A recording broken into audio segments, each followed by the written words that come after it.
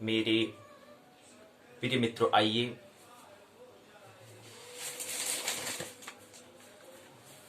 17 जनवरी 2021 भूमंच ज्योतिष पाठशाला बीजेपी स्वाध्याय दिवस 110 ज्योतिष के 17वें दिवस में, ज्योतिष पाठ के 17वें दिवस में आइए प्रवेश करें। सर्वप्रथम सूर्योदय 7:07 में अस्त होगा, 1 मिनट बाद में 17:37 में। जानते हैं पाठशाला के 2 भाग, पहले भाग को पाठ्यचर्या प्रश्नोत्तर चर्चा कहते हैं, दूसरे भाग को पाठ्यक्रम पाठ्य चर्चा कहते हैं। पाठशाला के भाग 2 को पहले इस पर चर्चा हम कर लेंगे, पाठशाला के भाग 1 को चरण दूसरे में हम बात कर लेंगे। और हम जानते हैं आज हम उत्तराखंड मुक्त विश्वविद्यालय यूओयू के स्नातक द्वितीय वर्ष के द्वितीय प्रश्न पत्र ज्योतिष विषय की द्वितीय प्रश्न पत्र की ओर हम यात्रा करेंगे, जिसका कोड है, जिसको व्यक्त करने का ढंग है JY202। उस पुस्तक का नाम है मुहूर्त विचार, शीर्षक उसका दिया हुआ है। पहले खंड पर हम चर्चा करेंगे। पहले खंड का नाम है मुहूर्त स्कंद। तो मुहूर्त क्या है उसको समझने का प्रयास इस खंड में हम समझेंगे। इसमें आज की पाठशाला में 2 इकाई को लेंगे, पहली और दूसरी। पहली इकाई में मुहूर्त से परिचय होंगे, दूसरी इकाई में पक्ष, मास, ऋतु, अयन, गोल और पर हम विचार करेंगे। पक्ष क्या है, मास क्या है, ऋतु क्या है, अयन क्या है, गोल क्या है, इन 4 प्रसंग पर हम विचार करेंगे, चर्चा करेंगे। इन 2 इकाइयों में आइए पहले इकाई 1 में हम उसका परिचय देख लें। इकाई 1 की है प्रस्तावना उद्देश्य। पहले चरण में प्रस्तावना, दूसरे चरण में उद्देश्य, तीसरे चरण में मुहूर्त विचार। इसके अंतर्गत 1, 2, 3, 4, 5 शाखा है, 5 प्रसंग हैं, 5 चरण हैं। साथ ही साथ 36 चरण दिए हुए हैं और उन 36 चरण के अंतर्गत कुछ और भी इसके शाखा होंगी। 36 चरण के अंदर 36 के जो चरण हैं, एक चरण के अंदर या कुछ ऐसे चरण हैं जिसके अंदर कुछ बातें, छोटी छोटी बातें, बिंदु दिए गए हैं, पॉइंट दिए गए हैं, उसको हमें समझना है। 26 चरण के अंतर्गत उसको हमने यहाँ पर व्यक्त नहीं किया है, लेकिन इसके अंतर्गत छोटे छोटे चरण हैं।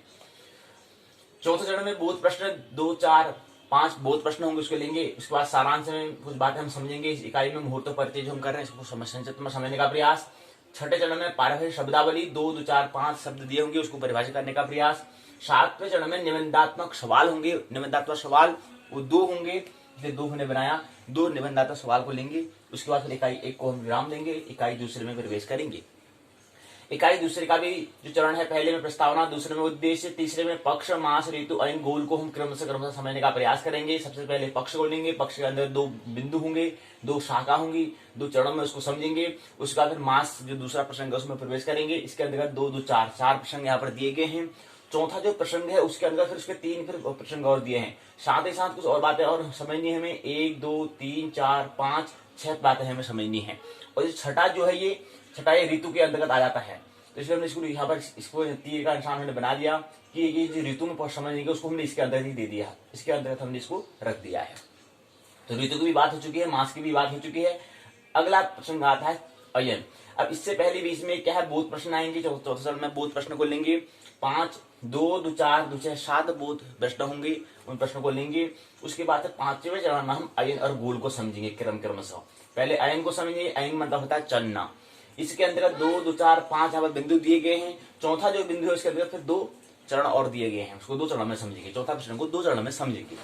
इसके बाद अयन के बाद गोल। गोल के बाद यहाँ पर 2 बातें, 2 बिंदु समझेंगे गोल को। इसके बाद फिर हम छठे चरण में प्रवेश करेंगे। छठे चरण में सारांश और पारिभाषिक शब्दावली होंगे, उसको लेने का हम प्रयास यहाँ पर करेंगे। उसके बाद 7वां चरण में निबंधात्मक सवाल होंगे, 2 निबंधात्मक सवालों को लेने का हम प्रयास करेंगे। उसी साथ ही क्या करेंगे, इस इकाई को, इकाई दूसरी जो है हमारी पक्ष, मास, ऋतु, अयन, गोल व नामक जो इकाई दूसरी है वो पूर्ण हो जाएगी। यहीं पर पाठशाला को भाग 2 को विराम देंगे, पाठशाला के भाग 1 में हम प्रवेश करेंगे। आइए इसको समझें हम पुस्तक के माध्यम से।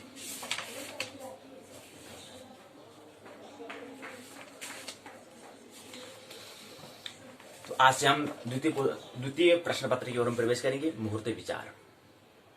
एक बार हम इसको अभिवादन करें। कोई भी हमें जानकारी यहाँ से मिलेगी, एक माध्यम होगा, कुछ हमें विचार उसमें धारण करना होगा, धरना होगा, रखना होगा, स्मरण करना होगा, जो हमारे जीवन में के लिए उपयोगी होगा। इसलिए इसको हम पुस्तक को प्रणाम करते हैं, तो आगे उसके अंदर प्रवेश करेंगे। आइए प्रवेश करें। तो मुहूर्त विचार, इसके अंदर शुभ मुहूर्त और शुभ मुहूर्त क्या है इसको हम देखेंगे। इस यहाँ पुस्तक में दिया गया है, ये लोगो है उत्तराखंड का, उत्तराखंड मुक्त विश्वविद्यालय श्रद्धावान लभते ज्ञानम मानवीय विद्या शाखा के अंतर्गत आता है। मुहूर्त विचार इस पुस्तक का शीर्षक दिया गया है। शुभ मुहूर्त के बारे में प्रतीक चिन्ह यहाँ पर दिया गया है। यहाँ पर ओम का प्रतीक है, स्वास्थ्य यहाँ पर हो चुका है, ये यहाँ पर दिखाने का प्रयास। अगले में पृष्ठ पीछे देखें तो ये लोगो यहाँ पर दिया गया है, मानवीय विद्या शाखा उत्तराखंड मुक्त विश्वविद्यालय, ये इसके बारे में दिया गया है। अब इस पुस्तक के अंदर हम प्रवेश करें तो इसके अंतर्गत आने वाले पृष्ठ जो है 250 पृष्ठ हैं। जो मेरा पहला जो पृष्ठ था उसमें 300 पृष्ठ थी, यहाँ पर 249 पृष्ठ हैं। 250 250 पृष्ठ इनकी 50 पृष्ठ इसमें कम दिए गए हैं। और जबकि ये इससे पहले वाली जो पुस्तक थी उसमें 300 पृष्ठ थी, 300 पृष्ठ इसमें दिए गए हैं, जबकि इसमें 250 पृष्ठ हैं। ये हमने कल समझा इसको। मानवीय विद्या शाखा के जातक शास्त्र और फलादेश के सिद्धांत ये हमने कल समझा, 16 दिन में हमने समझने का प्रयास किया। आज हम दूसरे प्रश्न पत्र की, ये पहला प्रश्न पत्र था स्नातक द्वितीय वर्ष का, आज हम द्वितीय प्रश्न पत्र को समझेंगे, मुहूर्त विचार को। आइए प्रवेश करें, समझें इसको।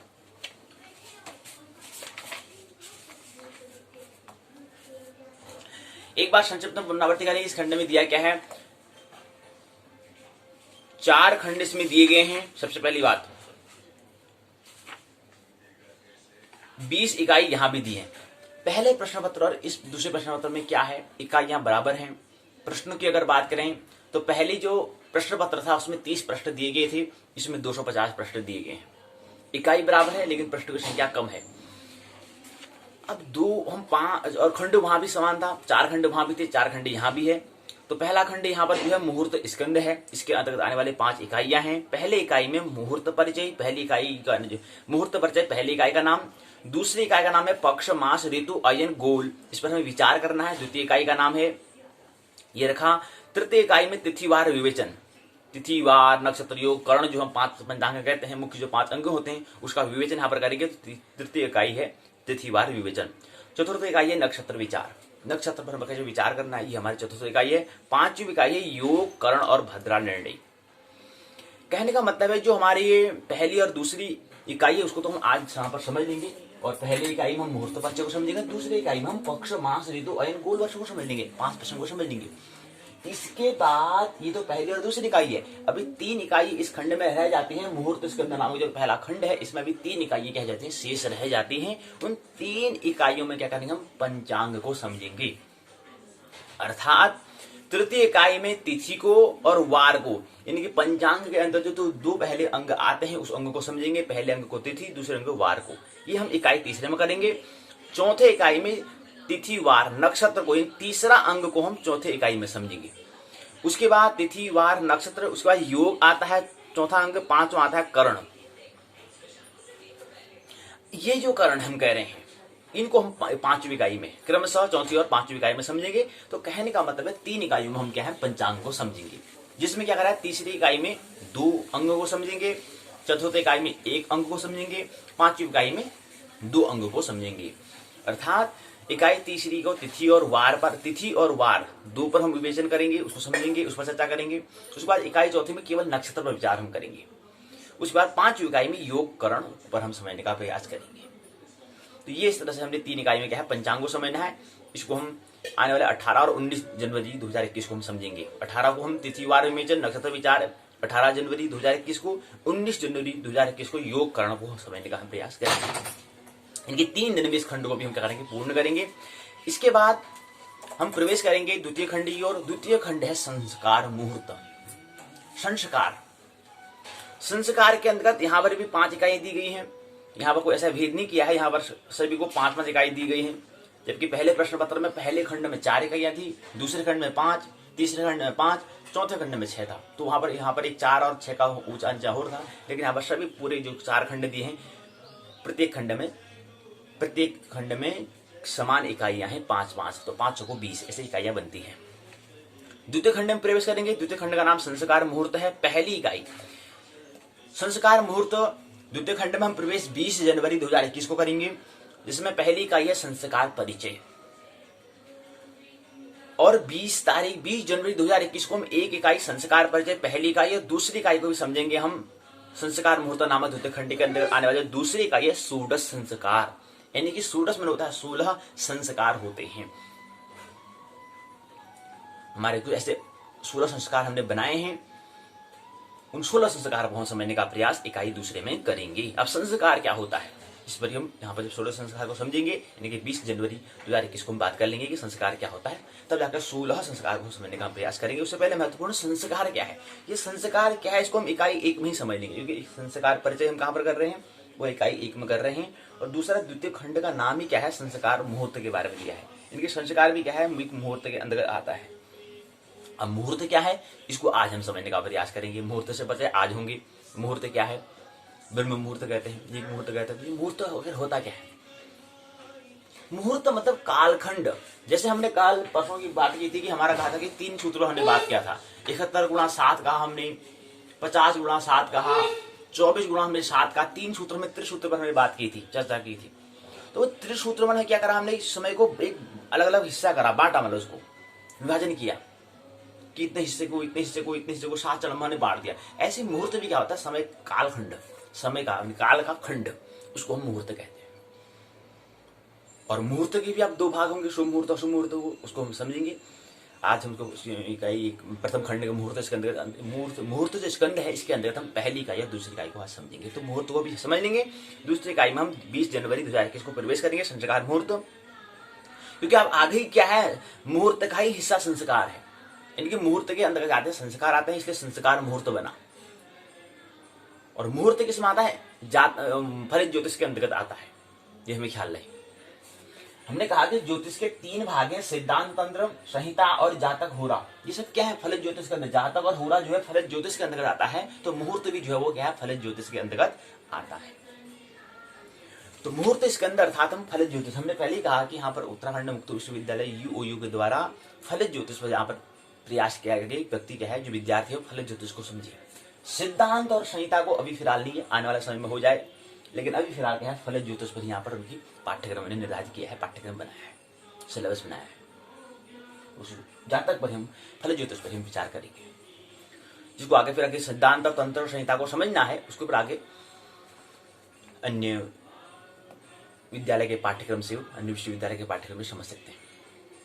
जिसको ज्योतिष को गहन से अध्ययन करना है, उसमें शोध करना है, अनुसंधान करना है, रिसर्च करना है, तो उसको फिर अन्य विश्वविद्यालय से भी संपर्क करना होगा, क्योंकि वहां पर कहीं पर पाठ्यक्रम चलाया जा रहा होगा सिद्धांत तंत्र का या संहिता का, तो विश्वविद्यालय से संपर्क करना है। अगर जिसको ज्योतिष में गहन से अध्ययन करना है और शोध करना है, तो क्योंकि ज्योतिष अभी पूर्ण होगा, सिद्धांत, तंत्र, संहिता और जातक को ही लेकर ज्योतिष क्या है, पूर्ण होगा।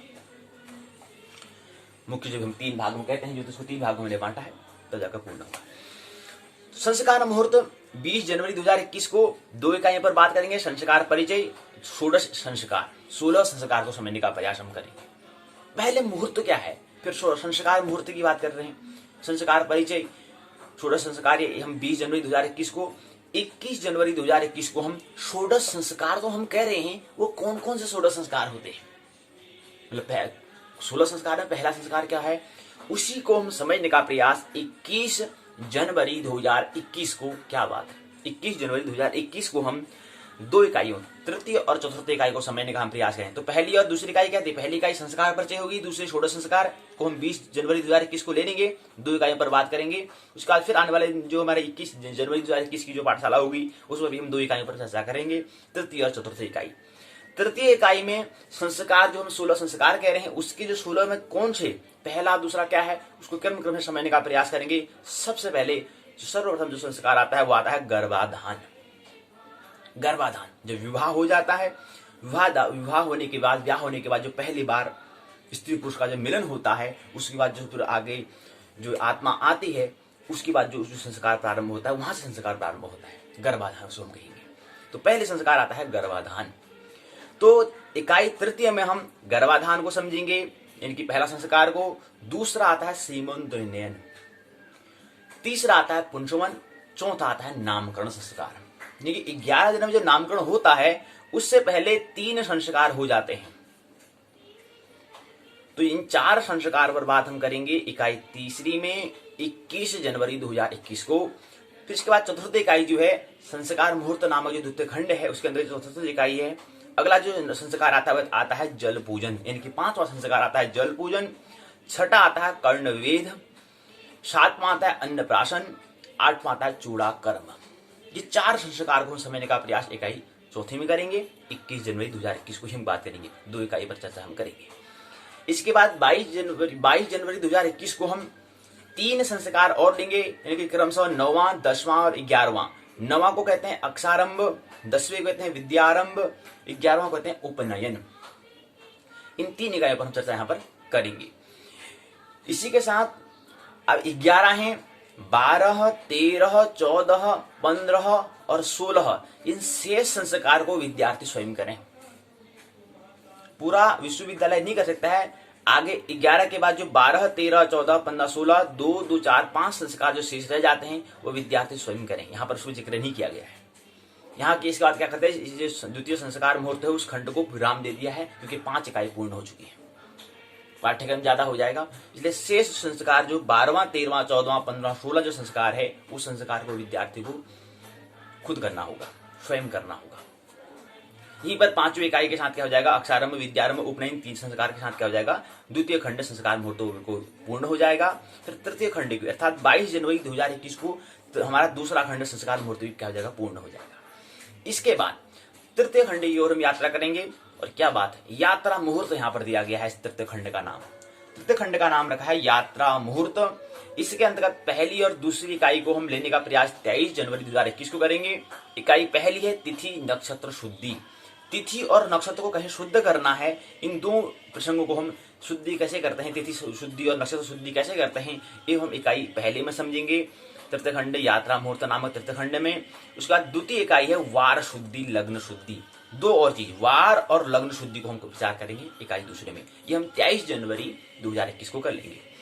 उसके बाद 24 जनवरी 2021 को तीसरी इकाई यात्रा मुहूर्त नामक तृतीय खंड के अंतर्गत जो तृतीय इकाई है उसका नाम है घात विचार, इस पर विचार करेंगे।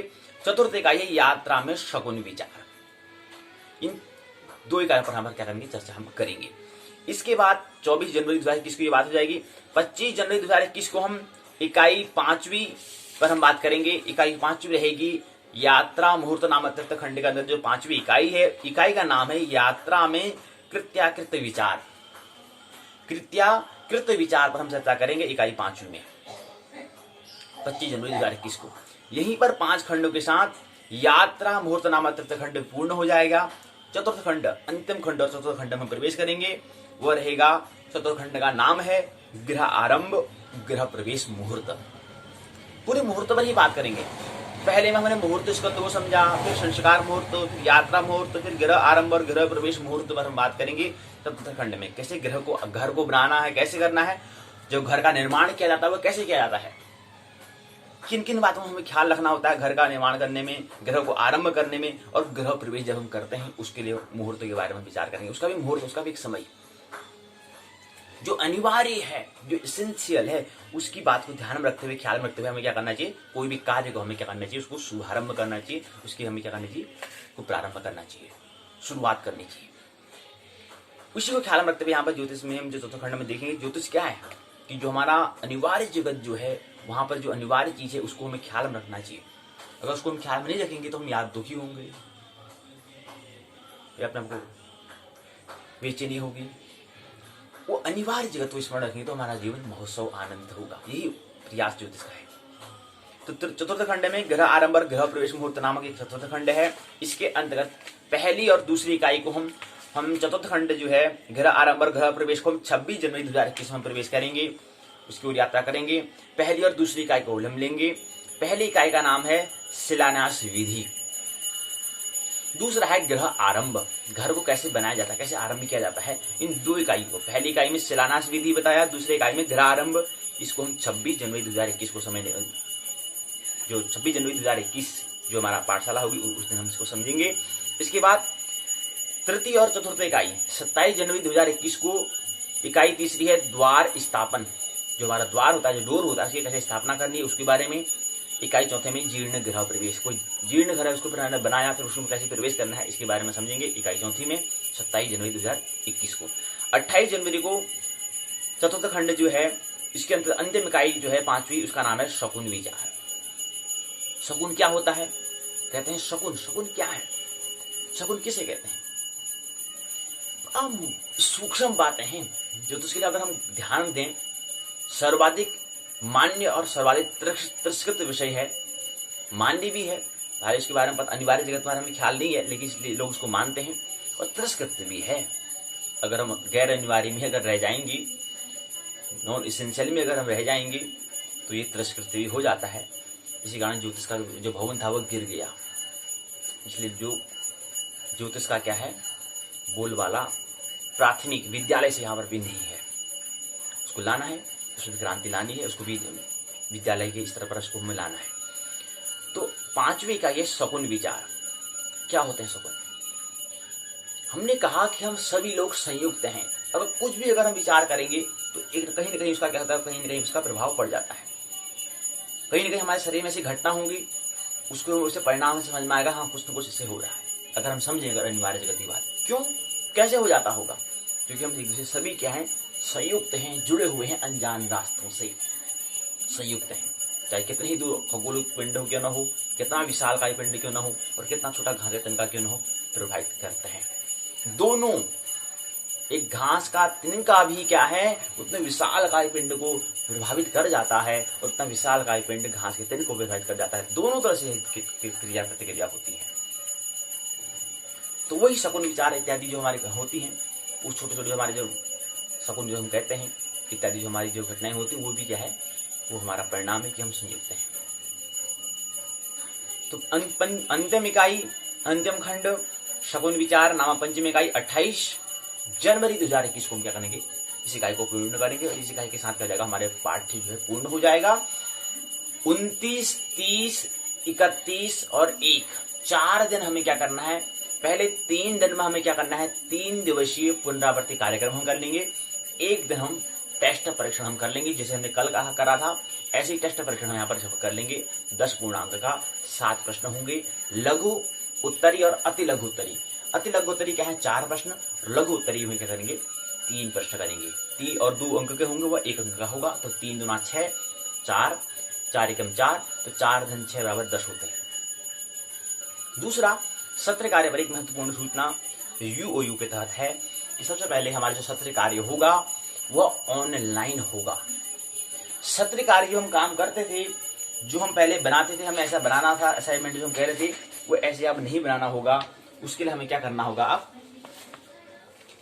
ऑनलाइन हमें प्रश्न दिया जाएगा, समय अवधि होगी, उस समय अवधि में हमें क्या करना होगा, उन प्रश्नों का हमें उत्तर देना होगा।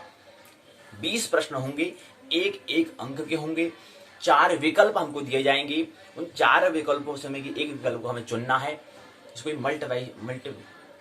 मल्टीपल बहुत सारे विकल्प हैं, उसको हमें एक चुनना है हमें, और समय हमारा वहां पर रहेगा, यानी कि हमारा समय जो होगा वहां से कम होते जाएगा। जितना समय है उस समय में हमें क्या करना है, 20 प्रश्नों के हमें उत्तर दे देने। ये नया यहाँ पर उत्तराखंड मुक्त विश्वविद्यालय के द्वारा निर्धारित किया गया है कि सत्र कार्य ऐसे नहीं होगा, हमें ऑनलाइन हमें दी जाएगा, प्रश्न हमको दे दी जाएंगे, उसको पढ़ना है, उसको निश्चित समय में हमें क्या करना है, पूर्ण करना है। 4 में से कोई एक विकल्प चुनना है। ऐसे 20 प्रश्न छोटे छोटे होंगे। पहले क्या था, अभी असाइनमेंट जो सत्र कार्य जो कह रहे थे, इसमें जो हम 20 अंक का जो हम कह रहे थे, इसमें अभी हमें प्रश्न 2 खंड में बांटते थे, 4 और 2 प्रश्न, इनकी 4 प्रश्न के हमारे लघु उत्तरी होते थे जो 2.5 अंक के होते थे, इस तरह से 10 अंक हुआ। और जो हमारा दीर्घ प्रस्तरीय प्रश्न थे वो 5 अंक के 2 प्रश्न हमें करने होते थे। 4 में से 2 करने होते थे, तो इनकी 5 अंक का था, तो 5 दूना 10, तो 10 आधा आधा मतलब 2 खंड में 10 और 10 करके ऐसे 20 अंकों को विभाजित किया था, 2 खंडों में रखा था। और प्रश्न 4 और एक प्रश्न जो था 2.5 अंक का था, तो 2.5 गुणा अगर 4 करें तो 10 होता है, और ऐसे हम 5 गुणा 2 करें तो 10 होता है, तो 10 से 10 बराबर 20 अंक होता है। ऐसे सत्र कार्य 20 अंक का होता है, 20 पूर्णांक का होता है। इसमें आप परिवर्तन करते हैं, वही पूर्णांक वही रहेगा, लेकिन आप क्या होगा, हमें लिखना नहीं होगा, लिखित में नहीं होगा, हमें एक संगणक जो है टेक्नोलॉजी के माध्यम से एक हमारे फोन के माध्यम से हो सकता है, चलवाणी के माध्यम से हो जाएगा। स्मार्टफोन है जिसमें प्रश्न दिया जाएगा, वहां पर एक समय चलेगा, उस समय हमें क्या करना होगा, प्रश्न पढ़ना है, 4 विकल्प से एक विकल्प चुनना है, लगा देना है, आगे बढ़ना है, ऐसे करके 20 प्रश्नों को हमें करना ही। और समय वहां पर हमारा निश्चित होगा, कितना समय है, वो भी आधा घंटा होगा। आधे घंटे का समय दिया जाएगा, आधे घंटे में क्या हमें पूर्ण करना होगा, 20 प्रश्नों को हमें क्या करना है, पूर्ण करना है, 4 विकल्प में।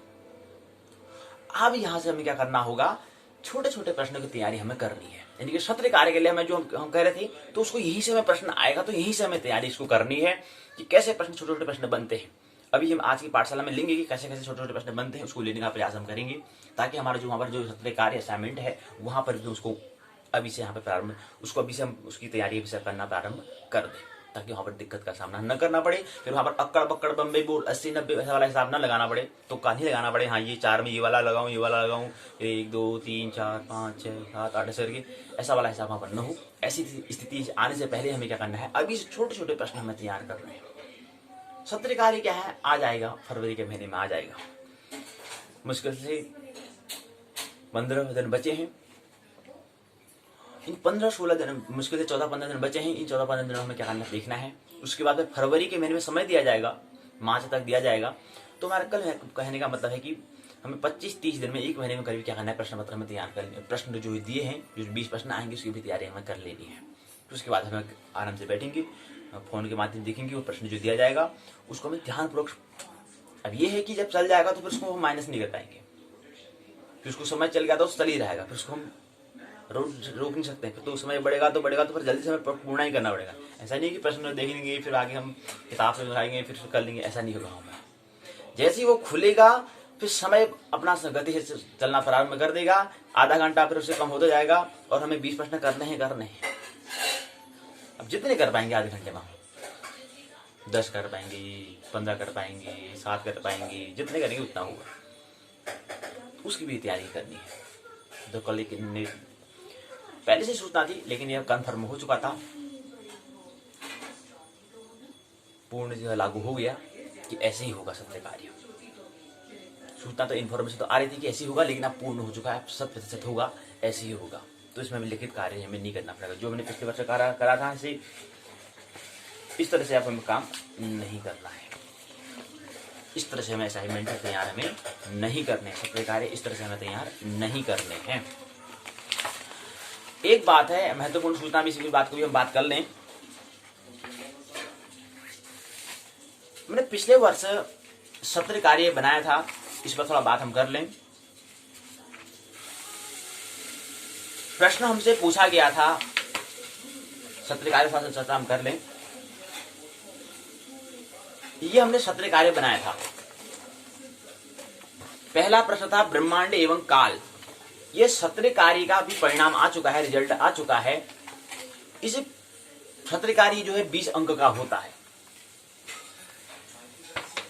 इस 20 अंक में हमने बनाया, तो ये हमने लोगो बनाया, ये हमने अपने परिचय दिया, सत्र कार्य लिखा, वार्षिक ग्रीष्मकालीन सत्र लिखा, हमने एनुअल समर सीजन में हमने लिखा, बैचलर ऑफ आर्ट लिखा, डिग्री प्रोग्राम इन ज्योतिष लिखा, बैचलर ऑफ आर्ट से फर्स्ट ईयर लिखा, 2019-2020 लिखा, नाम लिखा, प्रोग्राम कोड लिखा, कोर्स टाइटल लिखा, इनरोल जो हमारा पंजीकरण संख्या था वो नंबर हमने लिखा, स्टडी सेंटर जो लिखा हमने, स्टडी सेंटर का हमारे कहाँ पर कुल केंद्र है वहाँ पर लिखा हमने, मोबाइल नंबर, इलेक्ट्रॉनिक मेल हमने ये लिखा, ईमेल लिखा, ये तो मैंने पहले लिखा।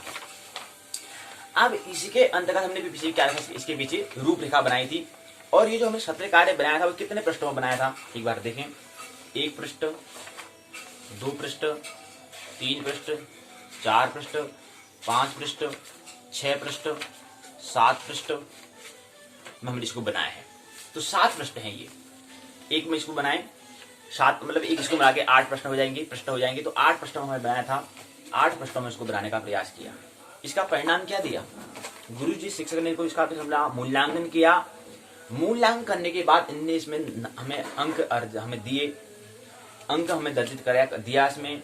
तो इसमें जो लिखा उन्होंने देखा होगा, क्योंकि हमने ऑनलाइन दिया था, उन्होंने रूपरेखा देखी होगी। सत्र कार्य 2 खंडों में व्यक्त है, क ख 8 प्रश्नों के लिए 4 प्रश्न का उत्तर हमें देने हैं, खंड में 4 प्रश्न में 2 प्रश्न का उत्तर हमें देना है। पहले खंड में प्रश्नोत्तर कुछ लघु उत्तरी 2.5 अंक का है, दूसरे खंड में प्रश्नोत्तर दीर्घ उत्तरी 5 अंक का है। फिर खंड 1 में लिखा, पहला प्रश्न सौर परिवार की उत्पत्ति कैसे हुई, दूसरा प्रश्न अखंड काल को परिचय दीजिए, तीसरा प्रश्न सौर परिवार, चांद्र, नक्षत्र और श्रावण मास का वर्णन कीजिए, चौथा प्रश्न है सूर्य सिद्धांत के अनुसार मनु और कल्प का मान विवेचन कीजिए। पहले खंड का हमने ये 4 प्रश्न हमने इसका हमें प्रश्न का उत्तर दिया था। अब प्रश्न हमसे 8 पूछे गए थे, लेकिन हमें करने थे 4 में से में केवल 8 में से केवल हमें 4 करने थे। 8 प्रश्न पूछे गए थे, सवाल पूछे गए थे, 8 में से हमें केवल 4 का सवालों का हमें जवाब देना था। तो हमने यही हमने चुना। ये हमने यहाँ क्रम में लिखा है, लेकिन वहां क्रम में नहीं था, वहां से कोई भी हमने 4 उठाए और हमने यहाँ पर क्रम दिया। तो पहले खंड में जो हमें 2.5 अंक का था, तो 4 प्रश्न हमें करने थे, 8 में से 4 का हमें सवाल का जवाब देना था। तो पहले खंड में ये 10 अंक का था, थोड़ा हमें यहाँ पर 10 अंक लिखना था, 10 अंक नहीं लिखा, तो यहाँ पर 10 अंक, ऐसे यहाँ पर 10 अंक। तो खंड दूसरा है पहला और दूसरा, इसमें भी 4 हमारे खंड दूसरे में 4 प्रश्न, 4 सवाल आते हैं। 4 सवाल का जवाब हमें 2 सवालों का हमें जवाब देना होता है। उन 4 में से हमें 2 हमने चुने। तो पहला था नक्षत्र के सैद्धांतिक स्वरूप का प्रतिपादन कीजिए, दूसरा था लोकल यानी कि स्थानीय समय का ज्ञान कैसे करते हैं, इस पर विचार कीजिए। तो ये 2 बातें हैं, इन 2 प्रश्नों पर हमें सवाल का जवाब देना है।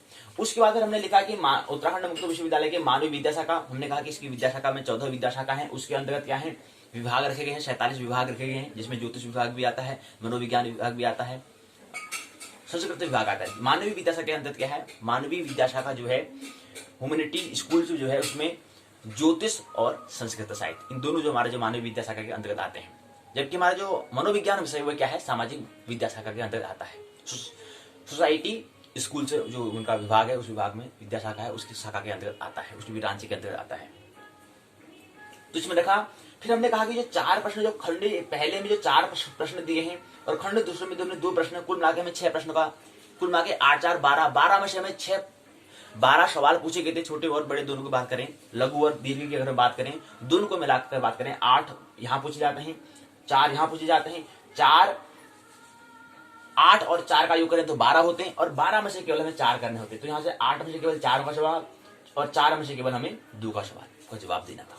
तो कुल मिला के 12 में से केवल हमें 6 सवालों का जवाब हमें देना था। 12 सवाल पूछेंगे, उसमें जवाब हमें क्या देना है, केवल 6 का देना है, जिसको 4 और 2 में से देना था, यानी कि 4 लघु और 2 दीर्घ में देना है।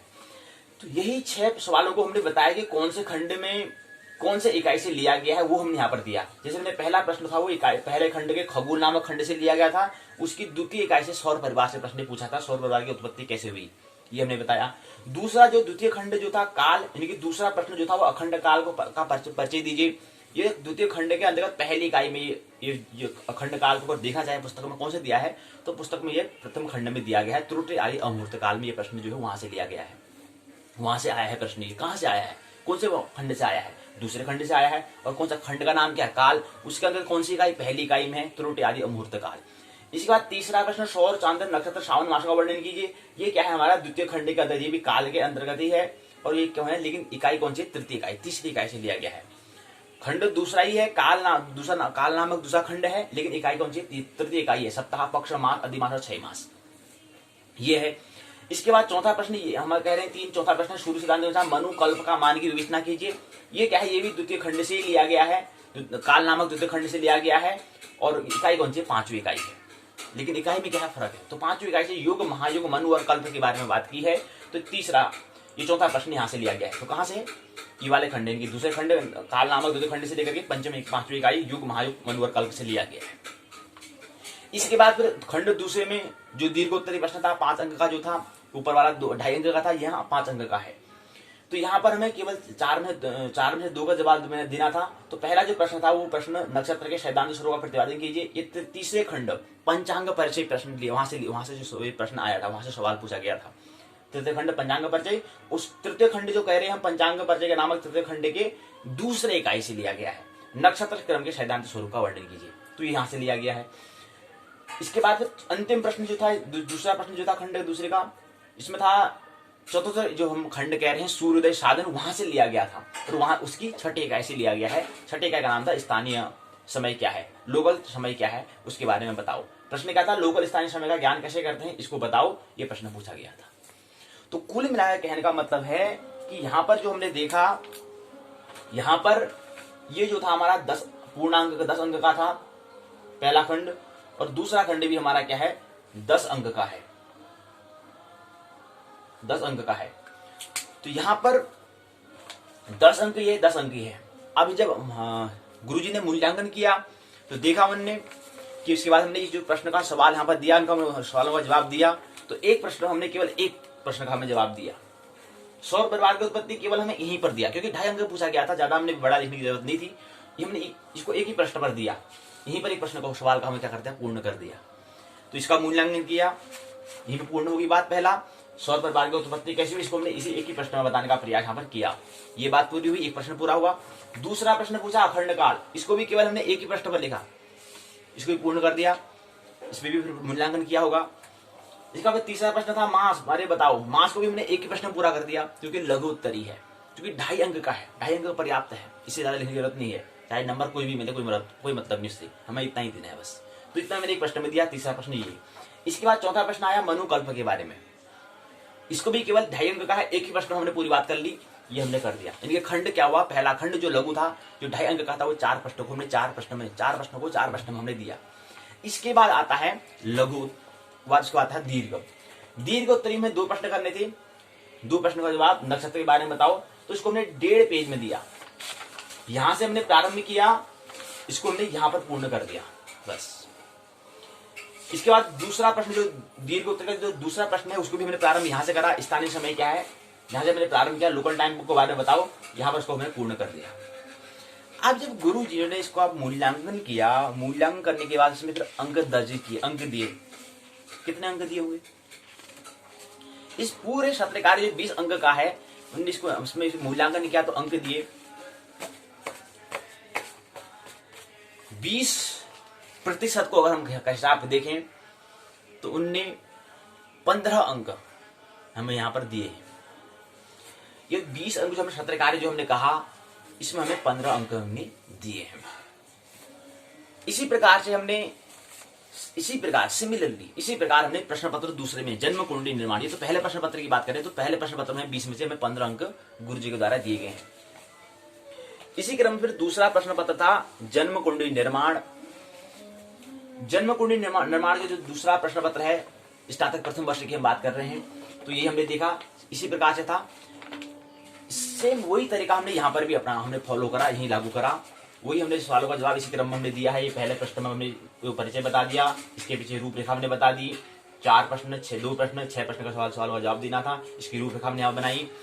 इसी क्रम में पहला प्रश्न को पहले प्रश्न में दिया, हमने पूर्ण कर दिया, यहाँ पर इष्टकाल क्या है उसके बारे में बताओ, एक ही प्रश्न पूरा कर दिया। भयात भोगो उठा देंगे, एक ही प्रश्न पूरा कर दिया। इसके क्रम में तीसरा नक्षत्र दशा निर्णय, एक ही प्रश्न पूरा कर दिया, क्योंकि लघु उत्तरी है, 2.5 अंक का है, इससे ज्यादा बड़ा नहीं होनी चाहिए, नहीं हो सकता है। लग्न के बारे में बताओ, एक ही प्रश्न में काम कर दिया। अब थोड़ा सा यहाँ पर ये करना था कि ये लग्न जो था, इस लग्न में जो जन्मांक चक्र हमने दिया, यहाँ पर जन्मांक चक्र में 2 कॉपी नहीं करनी थी, ये थोड़ा हम संशोधन करते तो ये मतलब और इसमें बेटर हमें अच्छा हमें परिणाम मिलता। लेकिन कुछ थोड़ा बहुत और हमें उसमें थोड़ा तैयार नहीं हो पाए थे, यहाँ से हमें सीख लेनी है कि अब हमें तैयार होना है, तो हो सकता है कि और इसमें अच्छे हम परिणाम हो सकता था, तो ये थोड़ा हमें परिवर्तन करना था इसमें। तो ये हमारा चौथा प्रश्न लग्न हो गया। इसके बाद यही तो करना है मूल्यांकन, मतलब परीक्षा में देखना है कि हम कहाँ पर हैं, कि उस परिवर्तन हो रहा है नहीं हो रहा है या वैसे ही हो रहा है, इसलिए तो जांच करते हैं, टेस्ट कर देंगे अपने आप का कि हमें कुछ आगे हम परिवर्तन कर रहे हैं नहीं कर रहे हैं, हमें कोई बात समझ में आ रही नहीं आ रही, इसलिए तो ये परीक्षा होती है, इसलिए तो एग्जाम होते हैं। अब दूसरा खंड है नक्षत्र का, अक्षर के बारे में बताओ, 5वां प्रश्न है पूरा, हमने इसको यहाँ से लेकर 1.5 प्रश्न में इसको दे दिया, 1 प्रश्न ही है और आधे प्रश्न यहाँ पर पूर्ण कर दिया। इसी क्रम में जो 6वां प्रश्न था लग्न साधन भोग की रीति से बताओ, यहाँ से प्रारंभ किया, यहाँ पर उसको पूर्ण कर दिया। तो इस प्रश्न का भी क्या है, गुरुजी ने मूल्यांकन किया, इसमें भी हमें अंक दिया। कितने अंक दिए, इसमें 1 अंक की बढ़ोतरी की, इसमें 20 अंक से हमें 16 अंक इसमें दिए। तो इस हिसाब से हमारा जो सत्र कार्य का उसका मूल्यांकन हुआ, उसका हमारा परिणाम दिया, और इसी के परिणाम के हिसाब से फिर क्या करा, रिजल्ट भी तैयार किया, परिणाम भी तैयार किया। यानी किस हिसाब से तैयार किया है, संतुष्ट नहीं है, हो सकता है इसको हम उसका 2 प्रश्न पत्र हम पूर्णावृत्ति दे सकते हैं, तो उसके बारे में हम क्या कर 26 जनवरी को बात कर लेंगे। 26 जनवरी को हम इसी पर हम चर्चा करेंगे कि जो हमारा परिणाम आया उसमें हमें उसको देना है नहीं देना है, उसके बारे में चर्चा हम 26 जनवरी को कर लेंगे, और किस हिसाब से किस आधार पर हमने परिणाम दिए हैं उस पर हम विचार, इसकी बैठक हम मीटिंग जो है वो 26 जनवरी को हम कर लेंगे, इस पर चर्चा। आइए आप मुख्य प्रसंग पर बात कर लें। मुख्य प्रसंग है, बाकी परिणाम जो है उसके ऊपर छोड़े, हमें अपना कर्तव्य करने योग्य जो काम है वो हमें करना है। हम वह काम क्या करना है, आज इकाई 1 मुहूर्त परिचय, दूसरा इकाई पक्ष मास ऋतु अयन गोल पर विचार हमें करना है। मुहूर्त विचार, और मुहूर्त विचार जो दूसरे प्रश्न पत्र का नाम दिया है, उसका शीर्षक दिया है 202, दूसरे साल का दूसरा प्रश्न पत्र है ज्योतिष विषय का मुहूर्त विचार। मुहूर्त स्कंद खंड इस पहला इसका दिया गया है। मुहूर्त खंड क्या है, मुहूर्त स्कंद इसका दिया गया है। पहली इकाई मुहूर्त परिचय। आइए परिचय होते हैं, ये इसमें पुस्तक में दिया है। मुहूर्त परिचय हो चुका है।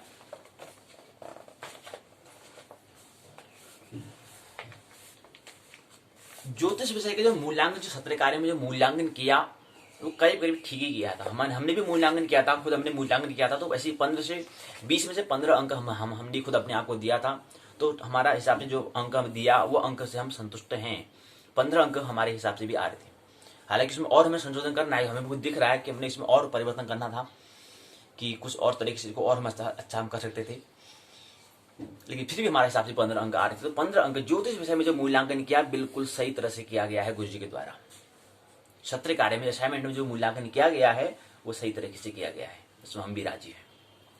दोनों प्रश्न पत्र में 15 के करीब हम भी आ रहे थे। दोनों प्रश्न पत्र में, ब्रह्मांड एवं काल में, जन्म कुंडली निर्माण में। अब उनने प्रश्न पत्र मूल्यांकन दे दिया, लिखते हम अभी भी पुनरावृत्ति करना प्रारंभ हमने कर दिया है। स्नातक प्रथम वर्ष में हमें पता था कि हम अच्छे तैयार नहीं कर पाए, तो हमने पुनः प्रारंभ हम स्नातक प्रथम वर्ष की हम पहले प्रश्न पत्र ब्रह्मांड एवं काल पर ही चर्चा हम कर रहे हैं। ग्रहों के बारे में समझ रहे हैं। पाठशाला का जो भाग हमारा पहला 1 है वहीं पर उसको हम चर्चा कर रहे हैं, क्योंकि हम जानते हैं कि हम अपना खुद अगर मूल्यांकन करेंगे तो हम पता चल जाएगा। क्योंकि सबसे बड़ा हमारा गुरु कौन होता है? हम खुद होते हैं, स्वयं होते हैं। पता चलता है कि हम हमारे इसमें मेहनत हम कर रहे नहीं कर रहे, हार्ड वर्क कर रहे नहीं कर रहे हैं, पता चल जाता है। तो नहीं हुआ था, लेकिन फिर भी मूल्यांकन सही किया, ठीक दृष्टि से किया गया है। लेकिन अन्य विषय भी है हमारे पास, अन्य विषय संस्कृत साहित्य भी है और मनोविज्ञान विषय भी है। वहां पर भी मूल्यांकन किया है, वहां पर भी मूल्यांकन किया है, वहां पर भी हमें अंक दिए गए। अंक उनने अपने हिसाब से, सत्रकार के हिसाब से हमें दिया गया है। ठीक है, गुरु जी ने कुछ दृष्टिकोण से दिया गया होगा, लेकिन फिर भी तैयारी उतनी नहीं हुई थी जितनी होनी चाहिए थी। इसी को ध्यान में रखते हुए हमने यहाँ पर क्या करा कि जो ज्योतिष भाग जो है, क्योंकि हमारे ज्योतिष विषय में हमें ध्यान देना है, हमारे संस्कृत साहित्य और उतना मनोविज्ञान में हमें ज़्यादा गंभीर नहीं होना है जितना विषय हमें ज्योतिष विषय में हमें गंभीर होना है।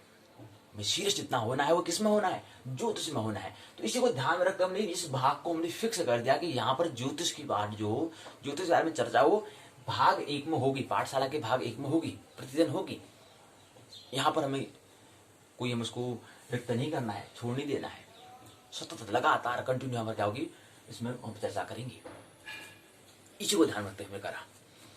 तो लेकिन मूल्यांकन जो गुरु जी ने किया है ज्योतिष विषय में 100% सही किया है।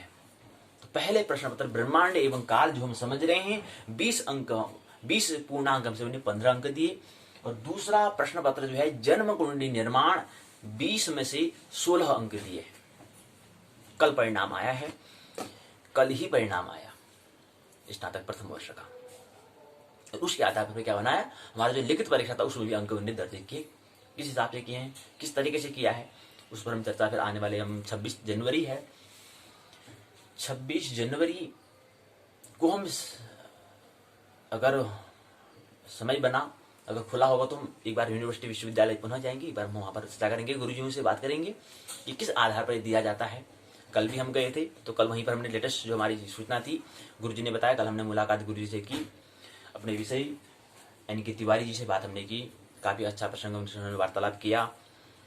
कह रहे थे कि मैं यहाँ पर मेरे को 9 वर्ष हो चुके हैं विश्वविद्यालय में आए हुए, ये जो प्रश्न पत्र आप जो आपको हमने पाठ्यक्रम दिया है ये हमने ही पूरा प्रयास, इससे पहले क्या था यहाँ पर इसे जो हमारा स्नातक प्रथम वर्ष में ज्योतिष हम विषय कह रहे हैं ये पहले नहीं था। लेकिन 9 वर्ष जैसे ही मैं आया तो मैंने इसमें यहाँ पर क्या करा, एक पहल मैंने की कि क्या वो स्नातक प्रथम वर्ष में स्नातक जो विषय जो बैचलर हम कह रहे हैं वहां पर भी ज्योतिष विषय को रखा जाए। तो कह रहे कि मेरी पूरी यहाँ पर प्रयास ये है, कहते हैं कि आगे फिर पहले एमए में नहीं था, फिर एमए भी आगे उन्होंने प्रोग्राम बनाया है, ये आगे फिर पीएचडी का भी उन्होंने प्रोग्राम बनाया है। पूरा कल हम वहाँ पर मुलाकात करी तो काफ़ी लगन से, मतलब दिन रात कड़ी मेहनत कर रहे हैं, उनसे मुलाकात करके अच्छा लगा हमें। तो प्रतिदिन सेकेंड जो हमारा द्वितीय शनिवार होता है महीने का, उस दिन विश्वविद्यालय हमारे क्या था बंद रहता है, ऑफ रहता है, ये कह रहे थे। बाकी शेष 3 सप्ताह में हमें भी शनिवार का, हमने कहा था कि हमें शनिवार का अवसर मिलता है, सुनना अवसर मिलता है, केवल हम शनिवार के दिन आ पाएंगे। तो उन्होंने कहा कि शनिवार को आप आओ, हम आपको एक हमारा लंच समय होता है 1 से 2 बजे का समय होता है, उस समय हम आपको नहीं मिलेंगे, लेकिन शेष समय में आप आप 10 बजे से हमारा यूनिवर्सिटी खुल जाती है, विश्वविद्यालय खुल जाता है और 5 बजे तक समय है, तो आप उसके मध्य में आप सुबह से आ सकते हैं। लेकिन जो हमारा द्वितीय शनिवार जो आएगा, उस दिन हमारा क्या है, विश्वविद्यालय बंद रहता है, उस दिन हम आपसे बात नहीं करवाएंगे, उस दिन मुलाकात नहीं हो पाएगी। लेकिन शेष 3 सप्ताह में 3 जो शनिवार आते हैं उस दिन आप हमसे बात कर सकते हैं, हम यहाँ पर हैं। तो काफ़ी हमने प्रयास किया, काफ़ी अच्छे अनुभव हमने, उनकी जानकारी हमने कहा गुरुजी साहब बताइए जो इसके बारे में मार्गदर्शन दीजिए। कहते कि मेरे को 9 वर्ष इससे पहले, बाकी मैंने 21 वर्ष से मैं ज्योतिष विषय में काम कर रहा हूँ। हमारे जो गुरुजी हैं, उनकी बात कर, आचार्य जो हैं, ज्योतिष आचार्य जो हैं, नंदन कुमार तिवारी उनका नाम आचार्य जी का है। तो उनने कहा, NK तिवारी इसको संयुक्त में हम कहते हैं, NK तिवारी जी से हमने बात की। तो उन्होंने कहा कि यहाँ पर पहल हमने ही करी। और फिर मैंने गुरु जी पूछा, गुरु जी बताइए कि हमारे भी उत्तराखंड मुक्त विश्वविद्यालय में कितने विद्यार्थी ज्योतिष विषय पर पाठ्यक्रम पर, ज्योतिष विषय पर उसको प्रोग्राम पर उन्होंने एडमिशन लिया है, प्रवेश लिया है, गुरु जी आप बताइए। तो गुरु जी ने कहा 250 लोग क्या हैं, विद्यार्थी जो हैं ज्योतिष विषय पर अभी क्या कर रहे हैं, ज्योतिष विषय को जो उसमें पाठ्यक्रम पर उन्होंने क्या है, प्रवेश लिया है 250। और उसमें उन्होंने ये भी बताया कि 100 सबसे ज्यादा जो विद्यार्थी वो किसमें है, MA में है। MA ज्योतिष में क्या है, 100 विद्यार्थियों ने, 100 छात्र छात्राओं ने क्या है, प्रवेश लिया है। इस तरह से 250 विद्यार्थी क्या कर रहे हैं, ज्योतिष विषय में जो है अलग अलग तरीके से बता रहे, केरल से बता रहे थे कि कहाँ केरल है, कहाँ हमारा केरल है, वहां से लेकर वहां से भी क्या है, विद्यार्थियों ने क्या करा है, ज्योतिष विषय में क्या है, प्रवेश लिया है। और दूसरा, हम कल हमने बात की थी, इस बार तो रिकॉर्ड दर्ज हुआ है 74,000 विद्यार्थियों ने। इससे पहले 68,000 विद्यार्थी 2020 में 68,000 विद्यार्थियों ने क्या लिया था, प्रवेश लिया था। लेकिन इस वर्ष क्या है, 74,461 विद्यार्थियों ने क्या लिया है, प्रवेश लिया है, जो रिकॉर्ड है, जो 6,000 करीब क्या है, ज्यादा है। 69, 70, 71, 72, 73, 74, 6,000 ज्यादा होता है। तो 6,000, 74,000 और 68,000, इस बार 74,000 विद्यार्थी, 6,000 का मतलब ज्यादा विद्यार्थी ने क्या लिया है, प्रवेश लिया है। तो ये इन्फॉर्मेशन क्या है, ये ज्योतिष जो अभी हम पढ़ रहे हैं, ये पाठ्यक्रम जो बन रहे हैं, गुरुजी बता रहे थे कि हम आप सत्र कार्य की तैयारी, तो गुरुजी ने भी यही हमें इन्फॉर्मेशन दिया कि अब हमारा जो सत्र कार्य जो होगा वो क्या होगा, ऑनलाइन होगा। अर्थात क्या होगा, हम आपसे प्रश्न अब ऐसे नहीं पूछेंगे, आपको लिखना नहीं है, आपको क्या है, फोन के माध्यम से या लैपटॉप आपको दिया जाएगा, वहां से आपको प्रश्न करना है। वहां पर आपको ऑनलाइन दिया जाएगा, वहां पर आपको प्रश्न समय दिया जाएगा, आधा घंटे का समय होगा, 20 अंक होंगे। वहां पर आपको विकल्पी बहुविकल्पी प्रश्न होंगे, उन 4 में से कोई विकल्प आपको चुनना होगा, उसको टिक करना है, आगे बढ़ जाना है। ऐसी तरह से आपको क्या कहना है, 20 प्रश्नों का हमें सवाल का जवाब देना है। दूसरी बात मैंने बताया कि 9 वर्ष मेरे को हो चुके हैं यहाँ पर उत्तराखंड मुक्त विश्वविद्यालय में कार्यरत हुए।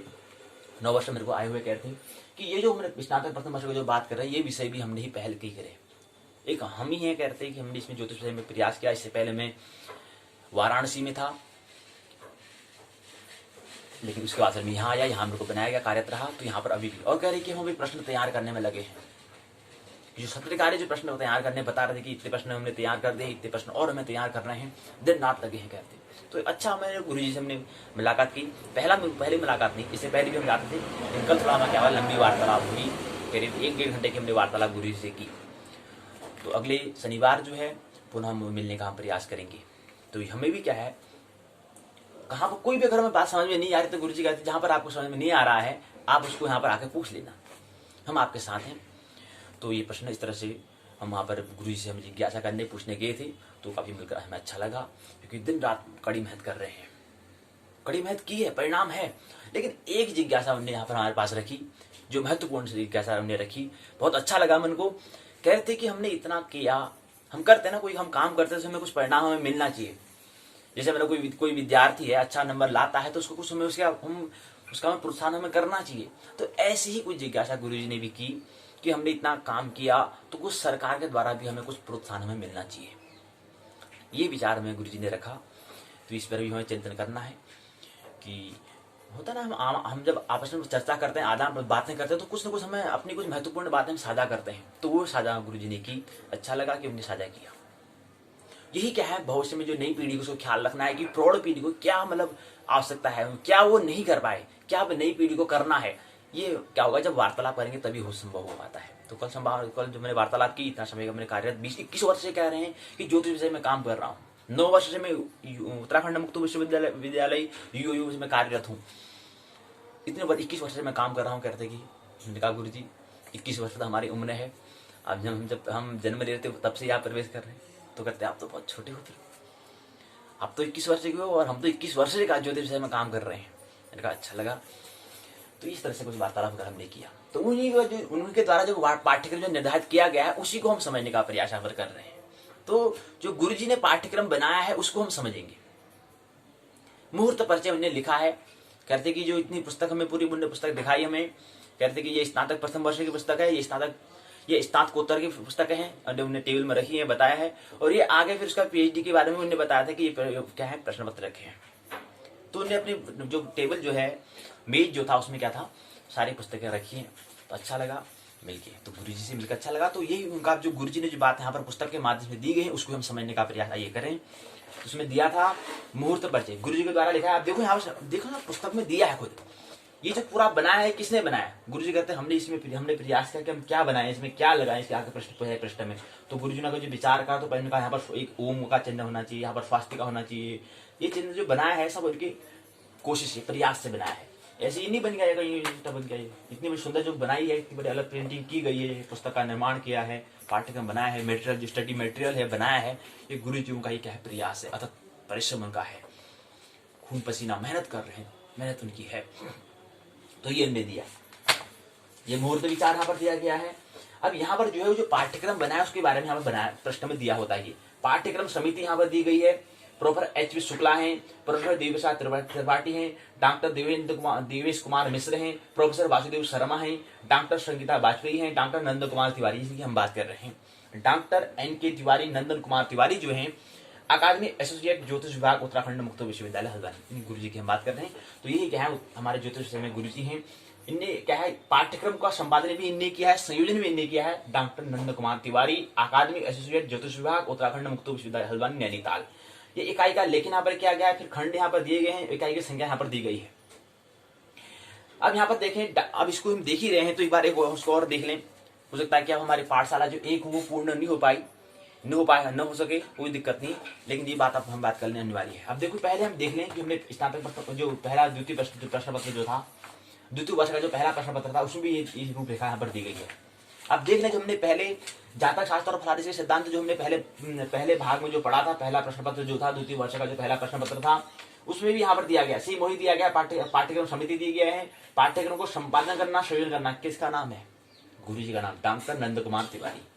क्या है? अकादमिक एसोसिएट हैं, ज्योतिष विभाग उत्तराखंड मुक्त विश्वविद्यालय हल्द्वानी। ये इकाई का लेखन दिया गया है, ये खंड दिया गया है, इकाई की संख्या दी गई है, जो हमने कल इससे पहले जो प्रश्न पत्र की हम बात कर रहे थे उसकी।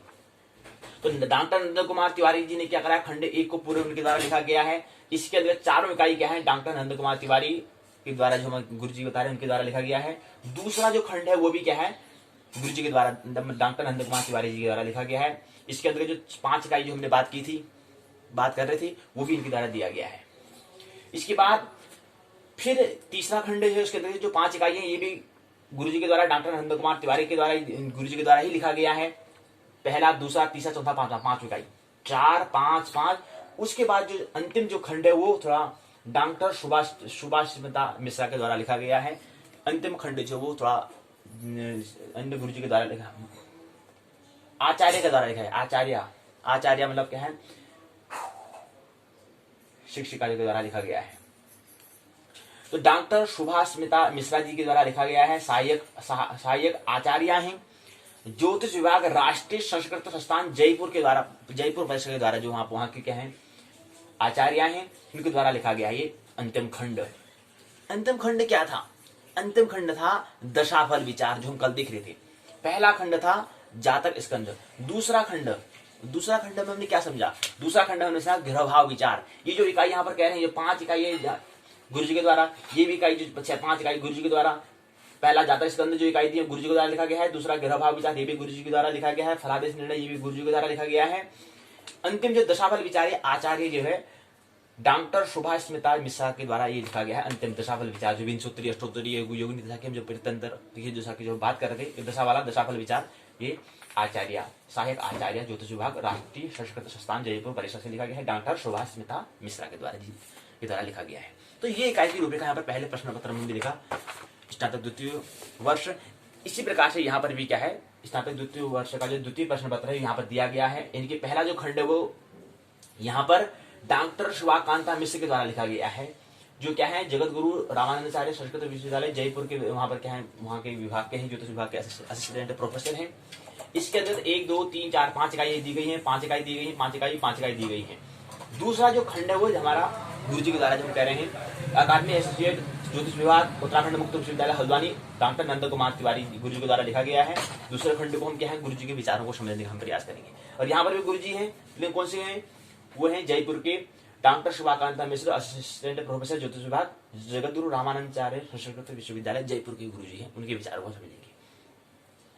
अगला तीसरा जो खंड है वह है डॉक्टर जितेंद्र कुमार दुबे हैं, सहायक आचार्य ज्योतिष विभाग श्री लॉर्ड डेविड शर्मा पंचोली संस्कृत महाविद्यालय बंधुनंदी बिलवाड़ा राजस्थान के हैं गुरुजी, उनके द्वारा ये लिखा गया है 5 इकाई। उसके बाद अगला आता है फिर पुनः क्या है गुरुजी के द्वारा लिखा गया है डॉक्टर नंदन कुमार तिवारी अकादमी एसोसिएट ज्योतिष विभाग उत्तराखंड मुक्त विश्वविद्यालय, इसके क्या है 5 इकाई गुरुजी के द्वारा। तो यहाँ पर जो द्वितीय प्रश्न पत्र है, स्नातक द्वितीय प्रश्न पत्र है, इसमें भी क्या है खंड दूसरा और खंड चौथा ये क्या है गुरुजी के द्वारा लिखा गया है।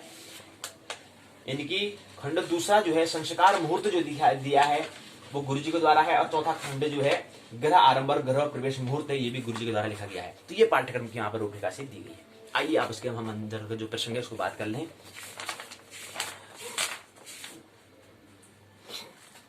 ये देखिए मुहूर्त पढ़ते हम पहले आप रूपरेखा बता दी, इस पर हम आइए संक्षिप्त में चर्चा करें।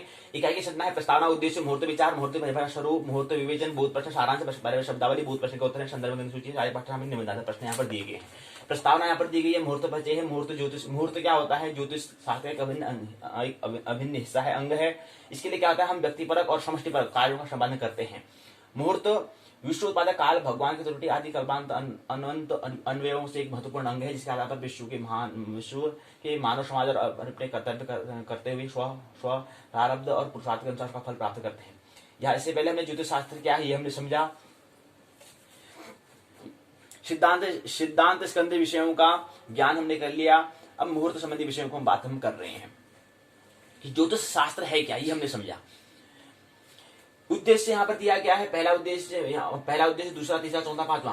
परिभाषा महत्व भेद का निरूपण स्वरूप का वर्णन संबंध करना, मुहूर्त शास्त्र के संबंध को निरूपण करना, स्वरूप वर्णन करना, भेद का निरूपण करना, महत्व को समझाना, परिभाषित करना, ये हमें दिया गया है। अगर तीसरा है चरण है मुहूर्त विचार। इसके अंदर पहला आता है मुहूर्त की परिभाषा स्वरूप। मुहूर्त क्या होता है, मुहूर्त जो है, अब प्रश्न पूछा जाएगा, देखो सत्र कार्य बन रहा है, गुरुजी बना रहे हैं, तो पूछेंगे कि मुहूर्त शब्द बताओ, विकल्प पूछ लेंगे कि मुहूर्त शब्द बना है किन शब्द से मिलकर बना हुआ है, बताओ।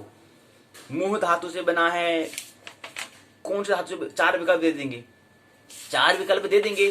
जिसे पूछेंगे मुहूर्त शब्द का कौन सा प्रत्यय यहाँ पर है, बताओ कि मुहूर्त शब्द में कौन सा प्रत्यय से बना हुआ है। हमने कहा, अब यहाँ पर समझिए छोटा प्रश्न कैसे बनता है। मुह धातु है, उसमें उरड प्रत्यय है।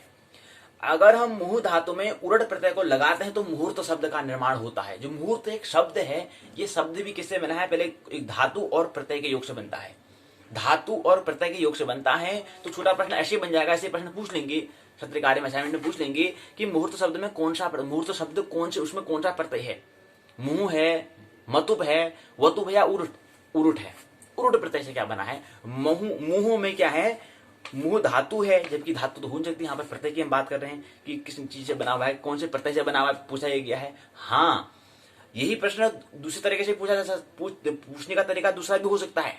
कैसे, मुहूर्त शब्द में कौन सा धातु है, पहले में धातु पूछ लेंगे, दूसरे में प्रत्यय पूछ लेंगे, तो प्रश्न तक पूछने का तरीका 2 हो जाएगा।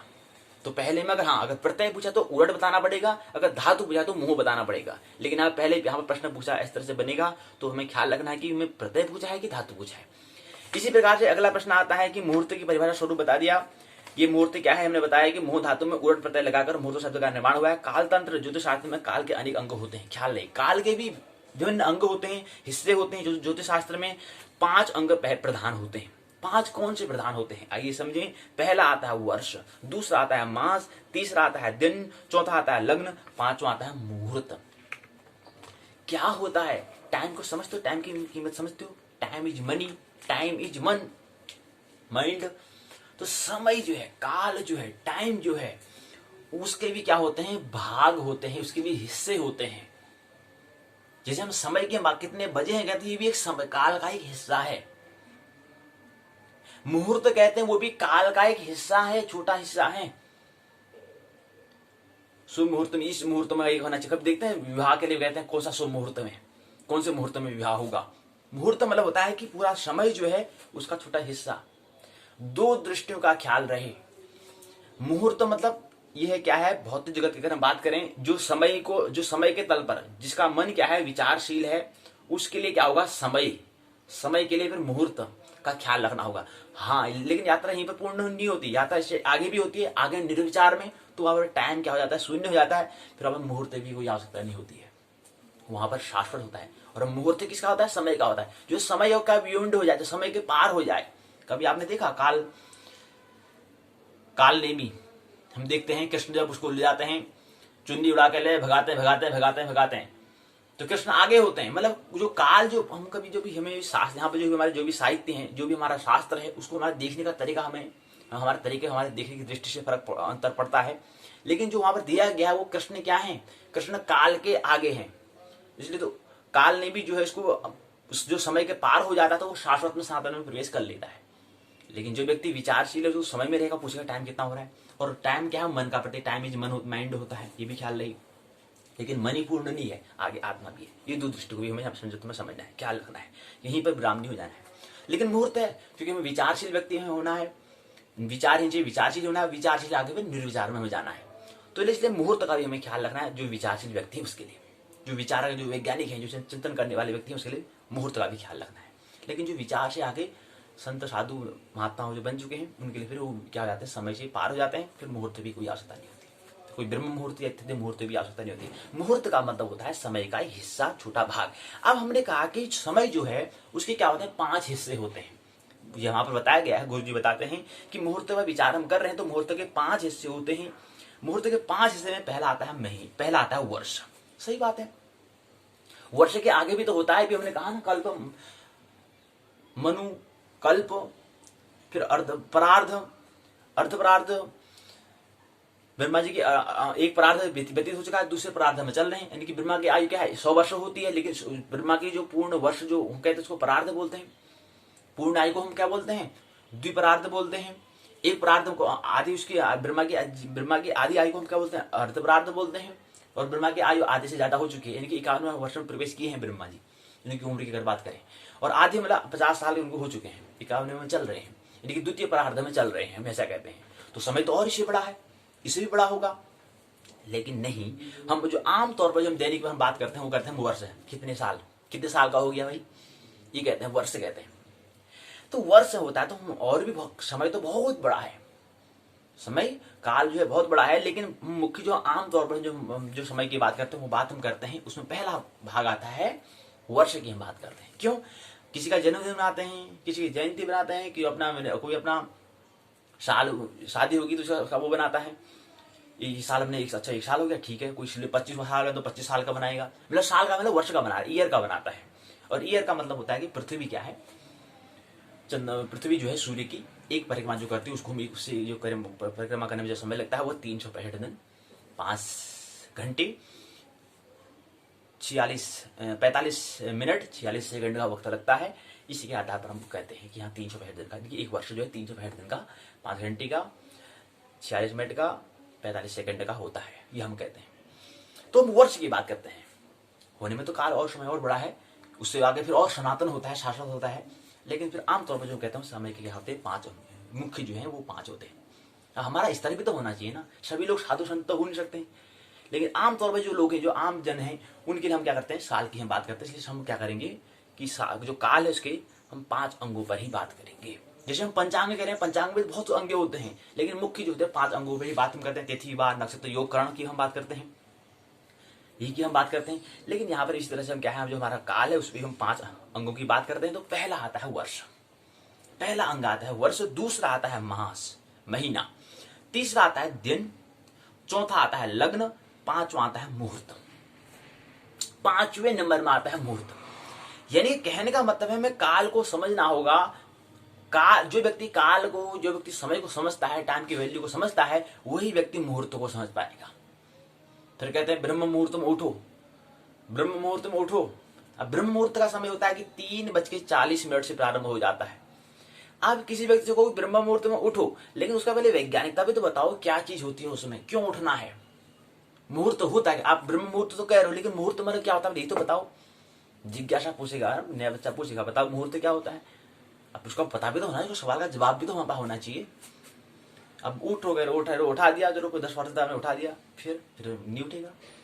उसकी जो जब तक उसे झलक नहीं मिल जाए कि वाकई में सिर्फ क्या इसकी वैज्ञानिकता है, क्या इसका यथार्थ है, उसका यथार्थ का जब तक दर्शन न हो जाए तब तक वो फिर क्या हो जाएगा, हाँ उठ भी जाएगा, तो डर के मारे उड़ जाएगा, लेकिन वो इसका नित्य नहीं बन पाएगा। एक नित्य मतलब होता है जो प्रतिदिन, जो सतत नहीं बन पाएगा।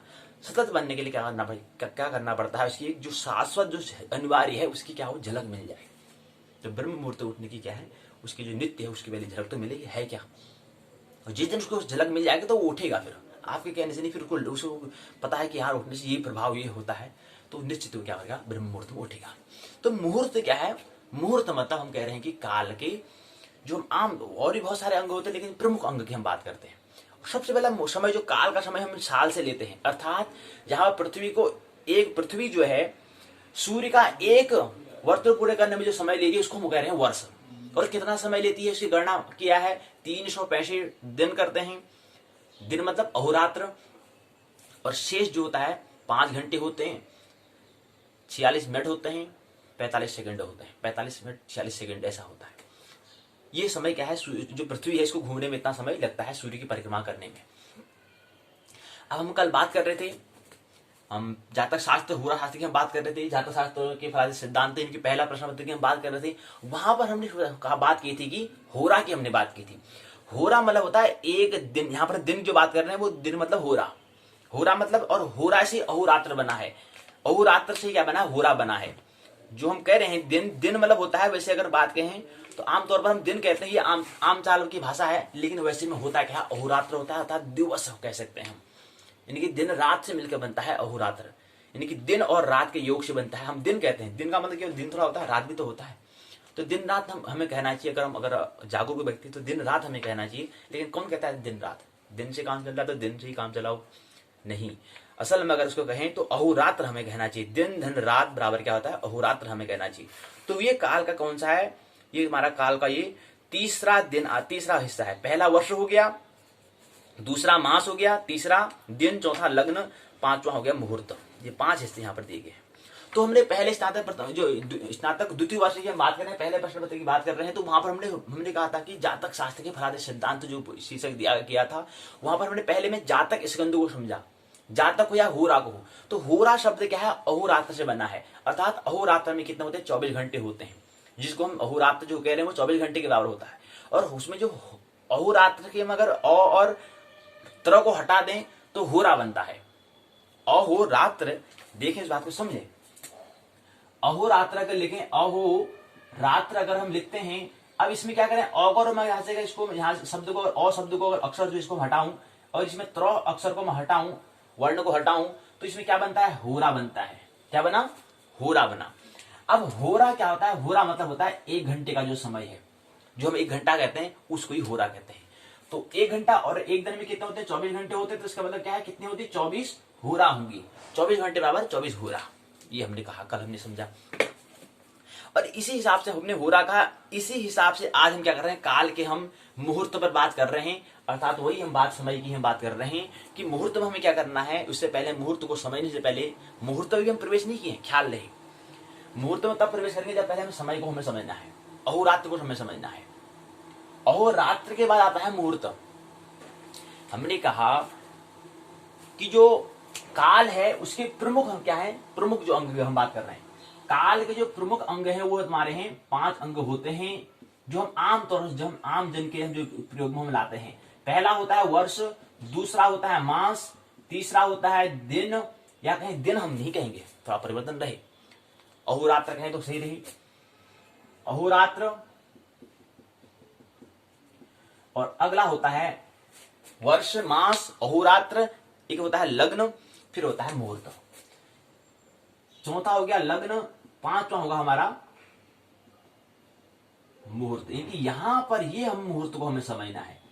लेकिन मुहूर्त को समझने से पहले हमें क्या करना होगा, वर्ष, मास, अहोरात्र को समझना है। मुहूर्त बहुत छोटी बात है, ख्याल रहे, 30 मुहूर्त करीब होते हैं। तो हमें पहले वर्ष को समझना होगा, वर्ष की हम बात करते हैं, जो हर वर्ष दिवाली होली इत्यादि आ जाती है, एक साल में आ जाती है, एक वर्ष में आ जाती है। वर्ष तो हमें थोड़ा ख्याल है, तो थोड़ा महीने का भी हमें ख्याल रखना है, मतलब समय का और छोटा सूक्ष्म रूप को भी समझना है, फिर उससे और छोटे सूक्ष्म रूप को हमें समझना है, अहोरात्र को समझना है, दिन को समझना है, दिन रात को समझना है, और उससे छोटा और छोटे समय को हमें समझना है, लग्न को हमें समझना है, और उससे और छोटा हमें मुहूर्त को हमें समझना है। तो ये छोटे छोटे हिस्से हैं। इनके कहने का मतलब ये क्या है, ये घटते हुए क्रम में है समय, एक छोटा सूक्ष्म रूप। देखिए पहले वर्ष बड़ा होगा, फिर से छोटा, फिर से छोटा, फिर छोटा, फिर से छोटा। तो वर्ष 365 दिन का है, मास 30 दिन का होता है, अहोरात्र 24 घंटे का होता है, लग्न उससे भी छोटा होता है, मुहूर्त उससे भी छोटा होता है। तो ये बात हमें समझनी है। तो ये मैं मुहूर्त हमने समझ लिया, 5 अंग के होते हैं। फिर इसी क्रम में आगे बढ़ते हैं। आइए अब हम स्पीड करें, श्वास की दर को बढ़ाएं, चाल को बढ़ाएं। मुहूर्त विचार हो चुका है, इसमें 5 हमने बात कर ली, 5 अंग दे दिए हैं, और भी अंग होते हैं, लेकिन प्रमुख अंग का आम जन की बात करें तो मुहूर्त की परिभाषा क्या है, मुहूर्तस्तु घटिकाव्यम, अर्थात 2 घटी का एक मुहूर्त होता है। 2 घटी मतलब हमने कितने कहा, 2 घटी का एक मुहूर्त होता है। 2 घटी मतलब 2 घटी मतलब होता है 48 मिनट। आप देखो घटी क्या होता है, घटी पल क्या होता है, यही नहीं पता होगा भाई। 2 घटी मतलब हमने कहा, कल भी हमने कहा था कि जो हमारा जो 1 घंटा होता है, जो हमारा एक आर्स 1 आर्स हम कहते हैं, वो क्या होता है हमारे 48 जो 60 मिनट का होता है। यानी कि 1 आर्स क्या हमारा 60 मिनट का होता है, अर्थात उसको 1 घंटा हम कहते हैं। इसके अंदर हमारी क्या आती है, 2.5 घड़ी आती है, 2.5 घटी या घड़ी आती है। ये 2.5 घड़ी में मतलब अब 2.5 घड़ी को हमें बांटना है तो ये कितना होगा, 1 घंटी कितनी होती है, 24 मिनट की होती है। लेकिन कितने कह रहे हैं, मुहूर्त कितने मिनट का होता है, 2 घड़ी का होता है, अर्थात 24 + 24 अर्थात 48 मिनट का क्या होता है हमारा मुहूर्त होता है। 48 मिनट का मुहूर्त होता है। अब देखो आप बात समझ में आ रही होगी। तो मतलब पहले आज हमें क्या करना है, मुहूर्त परिचय में थोड़ा मुहूर्त को हमें समझ लेना है, तब जाके ब्रह्म मुहूर्त क्या है वो बात हमें समझ में आएगी। अन्य जो मुहूर्त हम कह रहे वो बात समझ में आएगी। फिर शादी में जो मुहूर्त देख रहे हो वो बात हमें समझ में आएगी। और जो व्यक्ति मुहूर्त को समझ गया, फिर आगे जो शाश्वत सनातन जो है, समय के पार होना है, शाश्वत जो होना है, फिर वहां की आगे और भी यात्रा करने ख्याल है। पहले मुहूर्त तो समझे, उससे पहले थोड़ा विचार तो करें। तो विचार के लिए मुहूर्त को हमें उसको समझना है, उसकी अहमियता क्या है, उसकी महत्व क्या है, उसको समझें। तो मुहूर्त परिचय में जो नामक जो पहला इकाई है, इसको हम समझ रहे हैं कि जो हम कह रहे हैं जो मुहूर्त जो है वो कितना होता है, 48 मिनट का होता है। कितने का होता है, 48 मिनट का होता है। इनकी हमने कहा इनकी अहोरात्र से भी छोटा होता है। अहोरात्र क्या है, 60 मिनट का है। अहोरात्र जो है 60 मिनट का है, यानी कि 60 मिनट और 48 मिनट। कौन सा बड़ा होगा, 60 मिनट बड़ा है कि 48 मिनट बड़ा है, 60 मिनट बड़ा है, 1 घंटा बड़ा है। और अहोरात्र और जो मुहूर्त है उससे लग्न है, उसके बाद आता है हमारा, उसके बाद हमारा लग्न भी आता है, बीच में लग्न भी है, लेकिन उससे पहले हमें अहोरात्र 60 मिनट का है, तो लग्न और उससे थोड़ा अहोरात्र से छोटा होगा, मुहूर्त से थोड़ा बड़ा होगा। तो मुहूर्त कितने मिनट का होता है, 48 मिनट का होता है, ये हमें ख्याल रहे। तो 5 भाग के वर्ष हो गया, महीना हो गया, अहोरात्र हो गया, लग्न हो गया और मुहूर्त हो गया। तो लग्न जो है थोड़ा 48 से ज्यादा होगा, 1 घंटे से कम होगा, ये बात ख्याल रहे हमें। तो ये हमें समझना है। और महीने की बात कर रहे हैं, महीने की बात कर रहे हैं, 30 दिन का होता है, वर्ष 365 दिन का होता है। अहोरात्र जो हमारा 24 घंटे का, 24 अहोरात्र जो है 24 घंटे का है, 24 घंटे का है। और लग्न की बात कर रहे हैं, 24 घंटे से कम का ही होगा। हाँ, हम अहोरात्र कर रहे हैं, अर्थात क्या है वो हमारे 24 घंटे का है। सही बात है, हम भी होरा को समझ रहे हैं। होरा मतलब होता है 1 घंटा, ख्याल रहे, होरा की बात नहीं है, अहोरात्र की हम बात कर रहे हैं। तो ये है। और लग्न हम कह रहे हैं तो ये 24 घंटे से 48 मिनट के मध्य में कहीं बीच में लग्न भी होता है। इनकी जो लग्न का जो समय अवधि कितने समय का होता है, वह 24 घंटे से लेकर के 48 मिनट के मध्य में होता है। मतलब मुहूर्त और अहोरात्र के मध्य में लग्न आता है, ये हमें ख्याल रहे। यानी अब कितना आता है वो हम बात करेंगे। अभी तो हमें केवल मुहूर्त के बारे में समझना है कि मुहूर्त कहां पर है। यानी कि वर्ष, मास, अहोरात्र, लग्न, यानी कि 5वें नंबर में आता है मुहूर्त। उससे पहले हमें वर्ष को समझना होता है, महीने को समझना होता है, अहोरात्र को समझना होता है, लग्न को समझना होता है, तब जाके मुहूर्त को समझना है। तो आइए मुहूर्त में प्रवेश करें। तो मुहूर्त की बना दिया, परिभाषा बता दी। क्या है मुहूर्त की परिभाषा, 2 घंटे का एक मुहूर्त होता है। बस आगे प्रवेश कर जाएंगे। फिर मुहूर्त का आधार है, फिर इसके में दिवा मुहूर्त बताया और रात्रि मुहूर्त। अब मुहूर्त भी हमने कहा दिन के और रात के हिसाब से अहोरात्र में मुहूर्त होते हैं। हमने बताया कितने मुहूर्त होते हैं, 1 2 3 4 5 6 7 8 9 10 11 12 13 14 15 16 17 18 19 20 21 22 23 24 25 26 27 28 28 मुहूर्त होते हैं, ये हमें ख्याल रहे। और ये 28 गुणा 48 कर दो, कितने मिनट आते हैं? 28 गुणा 48 करेंगे, जितने मिनट आएंगे उतने क्या हो जाएंगे, हमारे मुहूर्त हो जाएंगे। एक आता है अभिजित मुहूर्त, को अष्टम मुहूर्त भी कहते हैं, विजय मुहूर्त के नाम से भी जाना जाता है। तो अगला क्वेश्चन है अभिजित मुहूर्त, तो ये हमें समझना है। इसके बाद अगला क्रम आता है गर्भोधान मुहूर्त हो गया। गर्भ का धान के समय का जो समय जो है, मुहूर्त मतलब समय, टाइम, समय काल का छोटा खंड मुहूर्त कहते हैं। किस मुहूर्त में कोई व्यक्ति गर्भाधान होता है, किस मुहूर्त में हुआ, उसमें कौन सा मुहूर्त चल रहा था? मुहूर्त मतलब समय का 48 मिनट जो समय था, काल का ऐसा खंड जो हम कह रहे हैं, जो हम काल का जो 48 मिनट का जो समय है, जैसे ब्रह्म मुहूर्त कह रहे हैं 48 मिनट का होता है, यानी कि 3:40 से लेकर के 3:40 से लेकर के 48 मिनट जोड़ दो। 3:40 में 20 मिनट वहां रहे, 4:20 हो गया, यानी कि 4:28 मिनट तक, यानी कि 3:40 मिनट, 3:40 मिनट से लेकर के 4:28 मिनट का जो समय है, ये 48 मिनट का समय को हम ब्रह्म मुहूर्त कहते हैं। यानी कि 4:30 के करीब जो समय है और 3:30 के बाद, यानी 3:40 मिनट से लेकर के जैसे 3:40 मिनट हुआ, तब से क्या है, ब्रह्म मुहूर्त प्रारंभ हो जाता है। ब्रह्म मुहूर्त प्रारंभ यहां से होगा और 48 मिनट अर्थात 20 मिनट यहां बचे, 4 बज गया, 4:20 मिनट गया, 20 मिनट यहां हो गए और 20 के बाद 28 मिनट हुआ, 20 28, तो इनके 4:28 मिनट तक क्या है, ब्रह्म मुहूर्त होता है। यानी कि एक मुहूर्त हमने बांटा। तो मुहूर्त के भी अलग अलग नाम दिए रखे हैं, ब्रह्म मुहूर्त का वो अभी समझेंगे। तो इतने मुहूर्त होते हैं, दिन के अलग होते हैं, रात के अलग होते हैं, ये हमने समझा। अगला तर्क में आता है गर्भाधान का मुहूर्त भी होता है, वार नक्षत्र लग्न दिया है, फिर पुंचगमन मुहूर्त भी होता है, मास तिथि वार नक्षत्र दिया है, फिर जात कर्म मुहूर्त भी होता है, तिथि वार नक्षत्र दिया गया है, फिर लग्न की भी यहाँ बात की है, फिर जात कर्म विशेष यहाँ पर कुछ बातें दी गई हैं। फिर इसी प्रकार में आता है फिर सुतान स्नान मुहूर्त होता है, तिथिवार नक्षत्र लग्न दिया है, फिर नामकरण मुहूर्त होता है, फिर तिथिवार नक्षत्र लग्न, अन्नप्राशन मुहूर्त होता है, तिथिवार नक्षत्र यहाँ पर तिथिवार नक्षत्र यहाँ पर दिया गया है। इसी क्रम में आता है बोध प्रश्न मुहूर्त सबसे कौन सा प्रत्यय जुड़ा हुआ है। एक प्रश्न पूछा है किसमें उल्ट होता है, काल के मुख्य अंगों में 5वां अंग कौन सा होता है, मुहूर्त होता है। लग्न शुद्धि से नष्ट हो जाता है, रात्रि का दोष कौन सा, ये प्रश्न हमें तैयार करना है। मुहूर्त होता है कितने का, 2 घंटी का होता है, ये बात की थी। संस्कार का प्रथम संस्कार कौन सा होता है, गर्भाधान संस्कार होता है। सबसे पहला संस्कार कौन सा होता है, गर्भाधान संस्कार होता है। जैसे मेरे दो वर वधू की शादी हुई, शादी होने का जो पहला उनका मिलन संभोग होगा, उसके बाद फिर आगे क्या होगा, गर्भाधान होगा। वो गर्भाधान क्या है, पहला संस्कार हमारा कहलाता है। वो गर्भाधान कब होता है, गर्भाधान जब दो वर वधू का मिलन हुआ, उसके बाद जब आत्मा प्रवेश करती है, यानी कि जो जीवन है वो प्रवेश करता है, वो जब प्रवेश करता तब गर्भाधान कहलाएगा। अब उस छोटे से समय को भी हमें पकड़ना है, जो तो उतने छोटे उतने सूक्ष्म बातों को पकड़ना है। वो किस समय होता है, किस समय हुआ, उस समय कौन सा मुहूर्त था, कौन से मुहूर्त में उसने लिया, वो ये सब चीजें हमें ख्याल रखनी, तब जाके उसका जीवन की भविष्य की हम क्या करेंगे, भविष्य की वाणी करेंगे।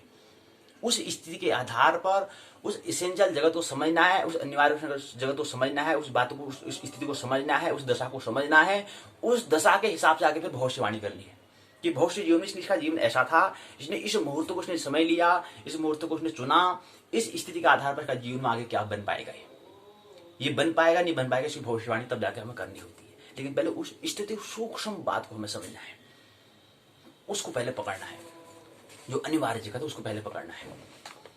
जो गर्भाधान जो पहला संस्कार है उसको मैं देखना कि किस समय हुआ है गर्भाधान। उसका फिर 9 महीने क्या शरीर बनने में निर्माण हुआ, फिर आया, उसने पूरा क्या सुनिश्चित किया, इसकी क्या पूरी खोज है, सूक्ष्म खोज है। उपनयन संस्कार अगला आता है, फिर इससे पहले हमने बात कहा, अगला आता है प्रश्न हमने लेकर लिया, फिर आता है हमने कहा कि पहला क्या है, गर्भाधान संस्कार होता है। फिर कर्णवेद होता है, मुहूर्त, कर्णवेद मुहूर्त, कर्ण कान छेदने का भी मुहूर्त होता है, समय होता है, ख्याल रहे, ऐसे नहीं। मास तिथि वार नक्षत्र, कान क्यों छेदते हैं, जिसकी वैज्ञानिकता भी समझो। लग्न हो गया, चूनाकर्म संस्कार हो गया, मास तिथि वार हो गया, फिर अक्षारंभ और विद्यारंभ का भी समय होता है। विद्यारंभ का भी एक समय निर्दिष्ट समय है, अगर इस समय में अगर आरंभ नहीं किया, वो कुछ ऐसी तिथि है कि हमें उसमें क्या है, विद्यारंभ कर देना चाहिए, विद्यालय उसको प्रवेश करा देना चाहिए। आरंभ और विद्यारंभ का मुहूर्त के बारे में वो किस समय होता है। फिर मास तिथि वार नक्षत्र लग्न, मास तिथि वार नक्षत्र यहाँ पर दिया है लग्न के बारे में। फिर यहाँ पर आता है विद्यारंभ मुहूर्त यहाँ पर दिया गया है, मास तिथि वार नक्षत्र दिया है, उपनयन संस्कार मुहूर्त यहाँ पर दिया गया है। काल के बारे में, मास के बारे में यहाँ पर दिया है, पक्ष के बारे में, तिथि के बारे में, काल के बारे में हमने बात की, मास के महीने बात हम कर रहे हैं। इसी क्रम में अगला आता है विवाह मुहूर्त, शादी करने का भी मुहूर्त होना चाहिए, उसके बारे में बात करेंगे। अगला प्रश्न यहाँ पर आता है, इसके अंदर में दो बातें यहाँ पर दी गई हैं, दो लंब रूप खंड में यहाँ पर दिया गया है। कह रहे हैं कि वामांग में स्त्री और दक्षिणांग में पुरुष रूप में प्रचलित किया गया है। विवाह का महीना कौन सा है ये भी पता होना चाहिए, कौन से महीने में विवाह होता है, क्या महत्ता है इसके बारे में ये भी हमें समझना होता है। फिर विवाह का नक्षत्र, कौन से नक्षत्र में, कौन सा नक्षत्र वहां पर उग रहा है, जिस समय विवाह होगा उस समय कौन जैसे सूर्य उगता है उसमें कौन सा नक्षत्र उग रहा है, मतलब कौन सा नक्षत्र उदय हो रहा है, उस स्थिति में ठीक, उस स्थिति में अगर शादी होगी, उस स्थिति में ठीक शादी होगी, उनका मिलन होगा, आगे फिर जो जीवन आएगा, उस जीवन का जो आगे जो नया जीवन आना है उसकी हमें खोज करनी है। वो जीवन कैसे स्वस्थ, कैसे कृष्ण राम बुद्ध जैसे व्यक्ति का जन्म हो, वो ज्योतिष का खोज है। कैसे महामानव सुपर ह्यूमन जन्म ले, व्यक्ति जन्म ले, उसकी खोज है ज्योतिष। तो विवाह का कौन सा महीने विवाह शादी करनी है, विवाह का नक्षत्र कौन सा नक्षत्र है, पक्ष तिथि शुद्धि करनी है, वर्ण का मुहूर्त, वर्ण मन होता है, वर्ण कहते हैं ना,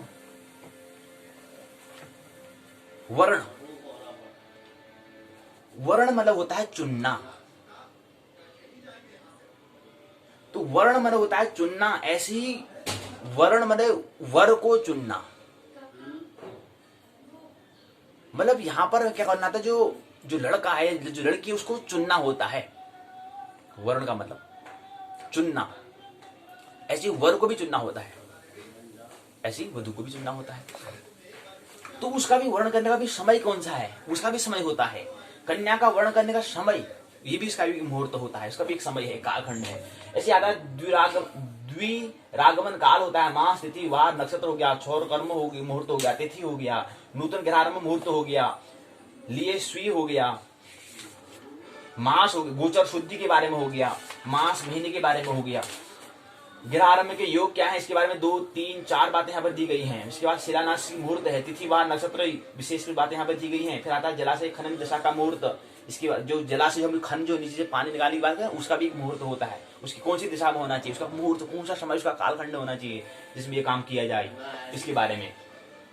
विभिन्न दिशाओं में स्थित जलाशय का फल होता है, जलाशय खनन मुहूर्त क्या है इसके बारे में, मास तिथि वार नक्षत्र, जो जलाशय खनन कर रहे हैं उसका कौन सा समय में, कौन से मास में, कौन सी तिथि में, कौन से वार में, कौन से नक्षत्र में, कौन से लग्न में, कौन से विशेष में ये काम करना चाहिए। ऐसे आता है वास्तुशास्त्री मुहूर्त के बारे में दिया है, कौन से तिथि में, कौन से वार में, कौन से नक्षत्र में, कौन से लग्न में ये काम करना चाहिए। ऐसे में आता है नूतन गृह प्रवेश करना है, कौन से महीने में आता है, कौन से तिथि में आता है, कौन सी तिथि में करना चाहिए।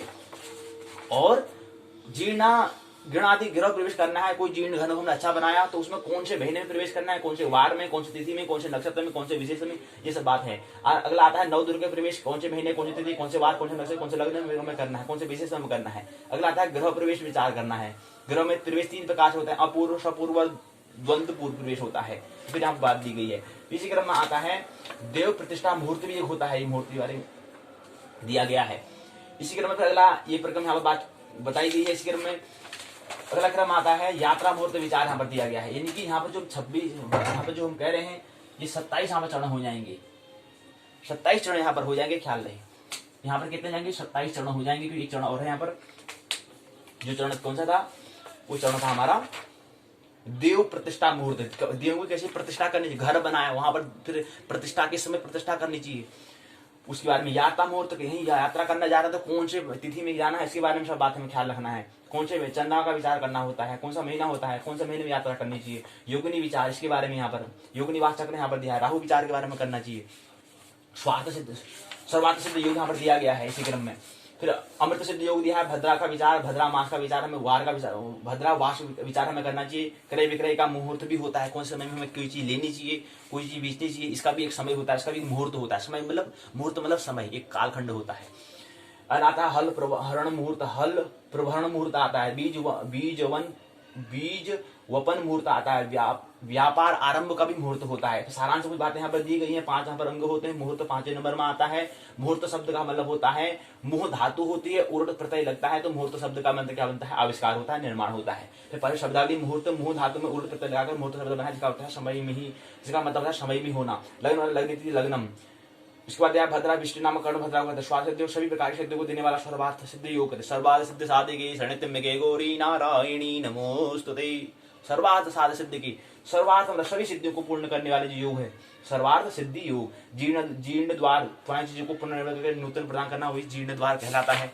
ये क्रम यहाँ पर दिया गया है। फिर अगला क्रम आता है बोध प्रश्न का, जो आगे प्रश्न पूछे उसको उत्तर यहाँ पर दिए गए हैं। संदर्भ ग्रंथ सूची यहाँ पर दी गई है, इसके माध्यम से और अच्छा बना सकते हैं। निबंधात्मक प्रश्न, 2 प्रश्न पूछे हैं। पहला है मुहूर्त को परिचय देते हुए गर्भाधान और नामकरण मुहूर्त पर उल्लेख कीजिए। दूसरा आता है मुहूर्त के भेदों का निर्णय करते हुए विस्तार पूर्वक यहाँ पर पूरक लिखिए। यही परीक्षा इकाई क्या है, पहले पूर्ण होती है, दूसरी इकाई में ये प्रवेश करें। पक्ष मास हेतु अयन गोल विचार, इकाई की समझता है प्रस्तावना उद्देश्य, पक्ष मास हेतु अयन गोल, बोध प्रश्न पक्ष मास हेतु अयन गोल वर्ष का महत्व, सारांश, पारिभाषिक शब्दावली, बोध प्रश्न का उत्तर, संदर्भ ग्रंथ से निबंधात्मक प्रश्न यहाँ पर दिए गए हैं। इसी क्रम में यहाँ पर ये बात की गई है, प्रस्तावना दिया है, उद्देश्य दिया है, पक्ष ऋतु मास गोल यहाँ पर दिया है, पक्ष के बारे में बताया गया है। इसी क्रम में अगला आता है पक्ष फल होता है, फिर मास के बारे में दिया गया है। इसी क्रम में मास के बारे में यहाँ बताया गया है, चंद्रमास होता है, सौरमान होता है, चंद्रमास होता है, श्रावण मास होता है। इसके बारे में बताया कि नक्षत्र मास होता है, नक्षत्र के अंदर अधिमास 6 मास 2 यहाँ पर होते हैं, ये बात हमें बताई गई है। इसी क्रम में अगला बोध प्रश्न पूछा है, एक पक्ष में होता है, एक प्रश्न बताओ एक पक्ष में कितने दिन होते हैं, एक पक्ष में 15 दिन होते हैं, 30 दिन बराबर एक मास होता है, एक मास होता है। ऋतु की संख्या कितनी है, 6 है। संक्रमण का मतलब होता है, संक्रमण मतलब होता है परिवर्तन होना। और दिन मास, जिस चांद मास में सूर्य संक्रांति में न हो उसे कहते हैं। जिस मास में ये प्रश्न तैयार हमें करना है। 60 घंटे की क्या होता है, 60 घंटे का एक क्या होता है, ये 24 घंटे होते हैं। संबंध किससे होता है, ये प्रश्न तैयार करना है। विशेष अवधि है वेदों में मास के बारे में बताया गया है। ये नक्षत्र के बारे में, हिंदू के मास, अंग्रेजी के बारे में, मुसलमानों के नाम से महीने के दिए गए हैं। मल मास में कार्य करना नहीं चाहिए, कार्य हमें करना चाहिए। मास का फल क्या होता है, चैत मास का, वैशाख, जेठ का आषाढ़, सावन, भाद्रव, आश्विन, कार्तिक, माघ, पौष, माघ, फाल्गुन पर दिया है। मार्गशीर्ष समय दिया गया है। इसी क्रम में अगला आता है जन्म मास विवेक क्या है, उसके बारे में दिया गया है। इसी क्रम में अगला आता है अंग्रेजी में मास की उत्पत्ति कैसे होती है, जनवरी, फरवरी जो मार्च हम कह रहे हैं, अप्रैल, मई, जून, जुलाई, अगस्त कह रहे हैं, सितंबर, अक्टूबर, नवंबर, दिसंबर जो 12 महीने करें, इसकी उत्पत्ति कैसी, उसके बारे में हमें दिया है। फिर ऋतु के बारे में यहाँ पर बताया गया है, ऋतु के बारे में यहाँ पर शायन मकर के बारे में बताया है और इसके बारे में यहाँ पर दिया गया है। इसी क्रम में अगला क्रम में आता है ऋतु का महत्व क्या है, ऋतु का फल क्या होता है, वसंत में, ग्रीष्म में, वर्षा में, शरद में, हेमंत, शीशिर में क्या होता है। फिर अयन गोल का महत्व क्या है, अयन का मतलब होता है चलना, इसके बारे में पूरा बताया गया है। इसका महत्व क्या है जीवन में, इसके बारे में पूरा बताया है। उत्तरायण के बारे में जो हम कह रहे हैं, 2 अयन होते हैं, एक उत्तरायण होता है, एक दक्षिणायन होता है। अयन का फल क्या होता है, उत्तरायण में कोई व्यक्ति जन्म लेता है उसका क्या फल होगा, दक्षिणायन में कोई जन्म लेता है उसका फल क्या होगा। विशेष यहाँ पर दिया है, गोल के बारे में बताया है, विशेष यहाँ पर इसी बारे में बताया गया है। 2 होते हैं, उत्तर गोलार्ध, दक्षिण गोलार्ध होता है। सारांश कुछ बातें यहाँ पर दी गई हैं। इसका परिभाषा शब्दावली, तिथि, वार, पक्ष, मास, गोल, ऋतु, अयन के बारे में यहाँ पर दिया गया है। ये जो बोध प्रश्न यहाँ पर दिए गए हैं, ये निबंधात्मक प्रश्न यहाँ पर संदर्भ ग्रंथ सूची, इसको और अच्छा हम बना सकते हैं। निबंधात्मक प्रश्न पक्ष मास ऋतु को परिभाषित करते हुए विस्तार पर उल्लेख करो। पहला प्रश्न, दूसरा अयन गोल को से आप क्या समझते हैं, विस्तार से वर्णन की। 2 बड़ा प्रश्न ऐसे पूछा गया है। हम ग्रहों के बारे में बात कर रहे हैं, हमने कल बात की थी पृथ्वी के बारे में बात कर रहे थे, उसके अंदर आप चंद्रमा के बारे में संक्षिप्त में बात हम करेंगे। लेकिन उससे पहले बात आज हम कर नहीं पाएंगे, लेकिन फिर भी हम लेंगे, क्योंकि एक दिन भी हमें क्या करना है, पर विराम नहीं करना है। चंद्रमा क्या है, किस तरह को उनकी आंतरिक स्थिति का अध्ययन करने की बाल विज्ञान सेलेनोन नाम का हम कहलाता है। तो चंद्रमा के बारे में, उसके बारे में बात हम कल कर रहे थे। उसमें चंद्रमा क्या है, पृथ्वी क्या है, ये हमने कल समझा। पृथ्वी हमने कहा कि क्या है, 23.5 डिग्री में क्या है, झुकी हुई है। पृथ्वी अपने अक्ष पर 23.5 अंश पर क्या है, झुकी हुई है। पृथ्वी सौरमंडल का एकमात्र क्या है, ग्रह जिस पर क्या है, जीवन लाइफ है, एकमात्र है, एक ऐसा है, और इसका एक उपग्रह होता है। पृथ्वी एक ऐसा ग्रह है जिसमें क्या है, 8 ग्रहों में जीवन नहीं है, लेकिन हमारे पृथ्वी में जीवन है, जहां पर हम जी रहे हैं, जो हमारा आवास है। तो ये पाठशाला के ज्योतिष भाग में आज हमने यही समझा कि क्या है, समझना है कि पृथ्वी क्या है। पृथ्वी हमने कहा कि 1 सेकंड में क्या है, 29 किलोमीटर का क्या है, इतनी किलोमीटर दूरी तय कर लेती है 1 सेकंड में। इतनी पृथ्वी चल रही है, हलचल कर रही है, लेकिन हमें अनुभव क्यों नहीं हो रहा है। ध्यान में प्रवेश करेंगे, मेडिटेशन में प्रवेश करेंगे, हलचल पता चल जाएगा। मानना नहीं है, जानना, आनंद मोह से पूरा जीवन जीना है। मेरी बातों को इतने प्रेमपूर्वक शांत पर सुना, बहुत बहुत अनुग्रहित हूँ। अंत में सबके भीतर बैठे परमात्मा को प्रणाम करता हूँ।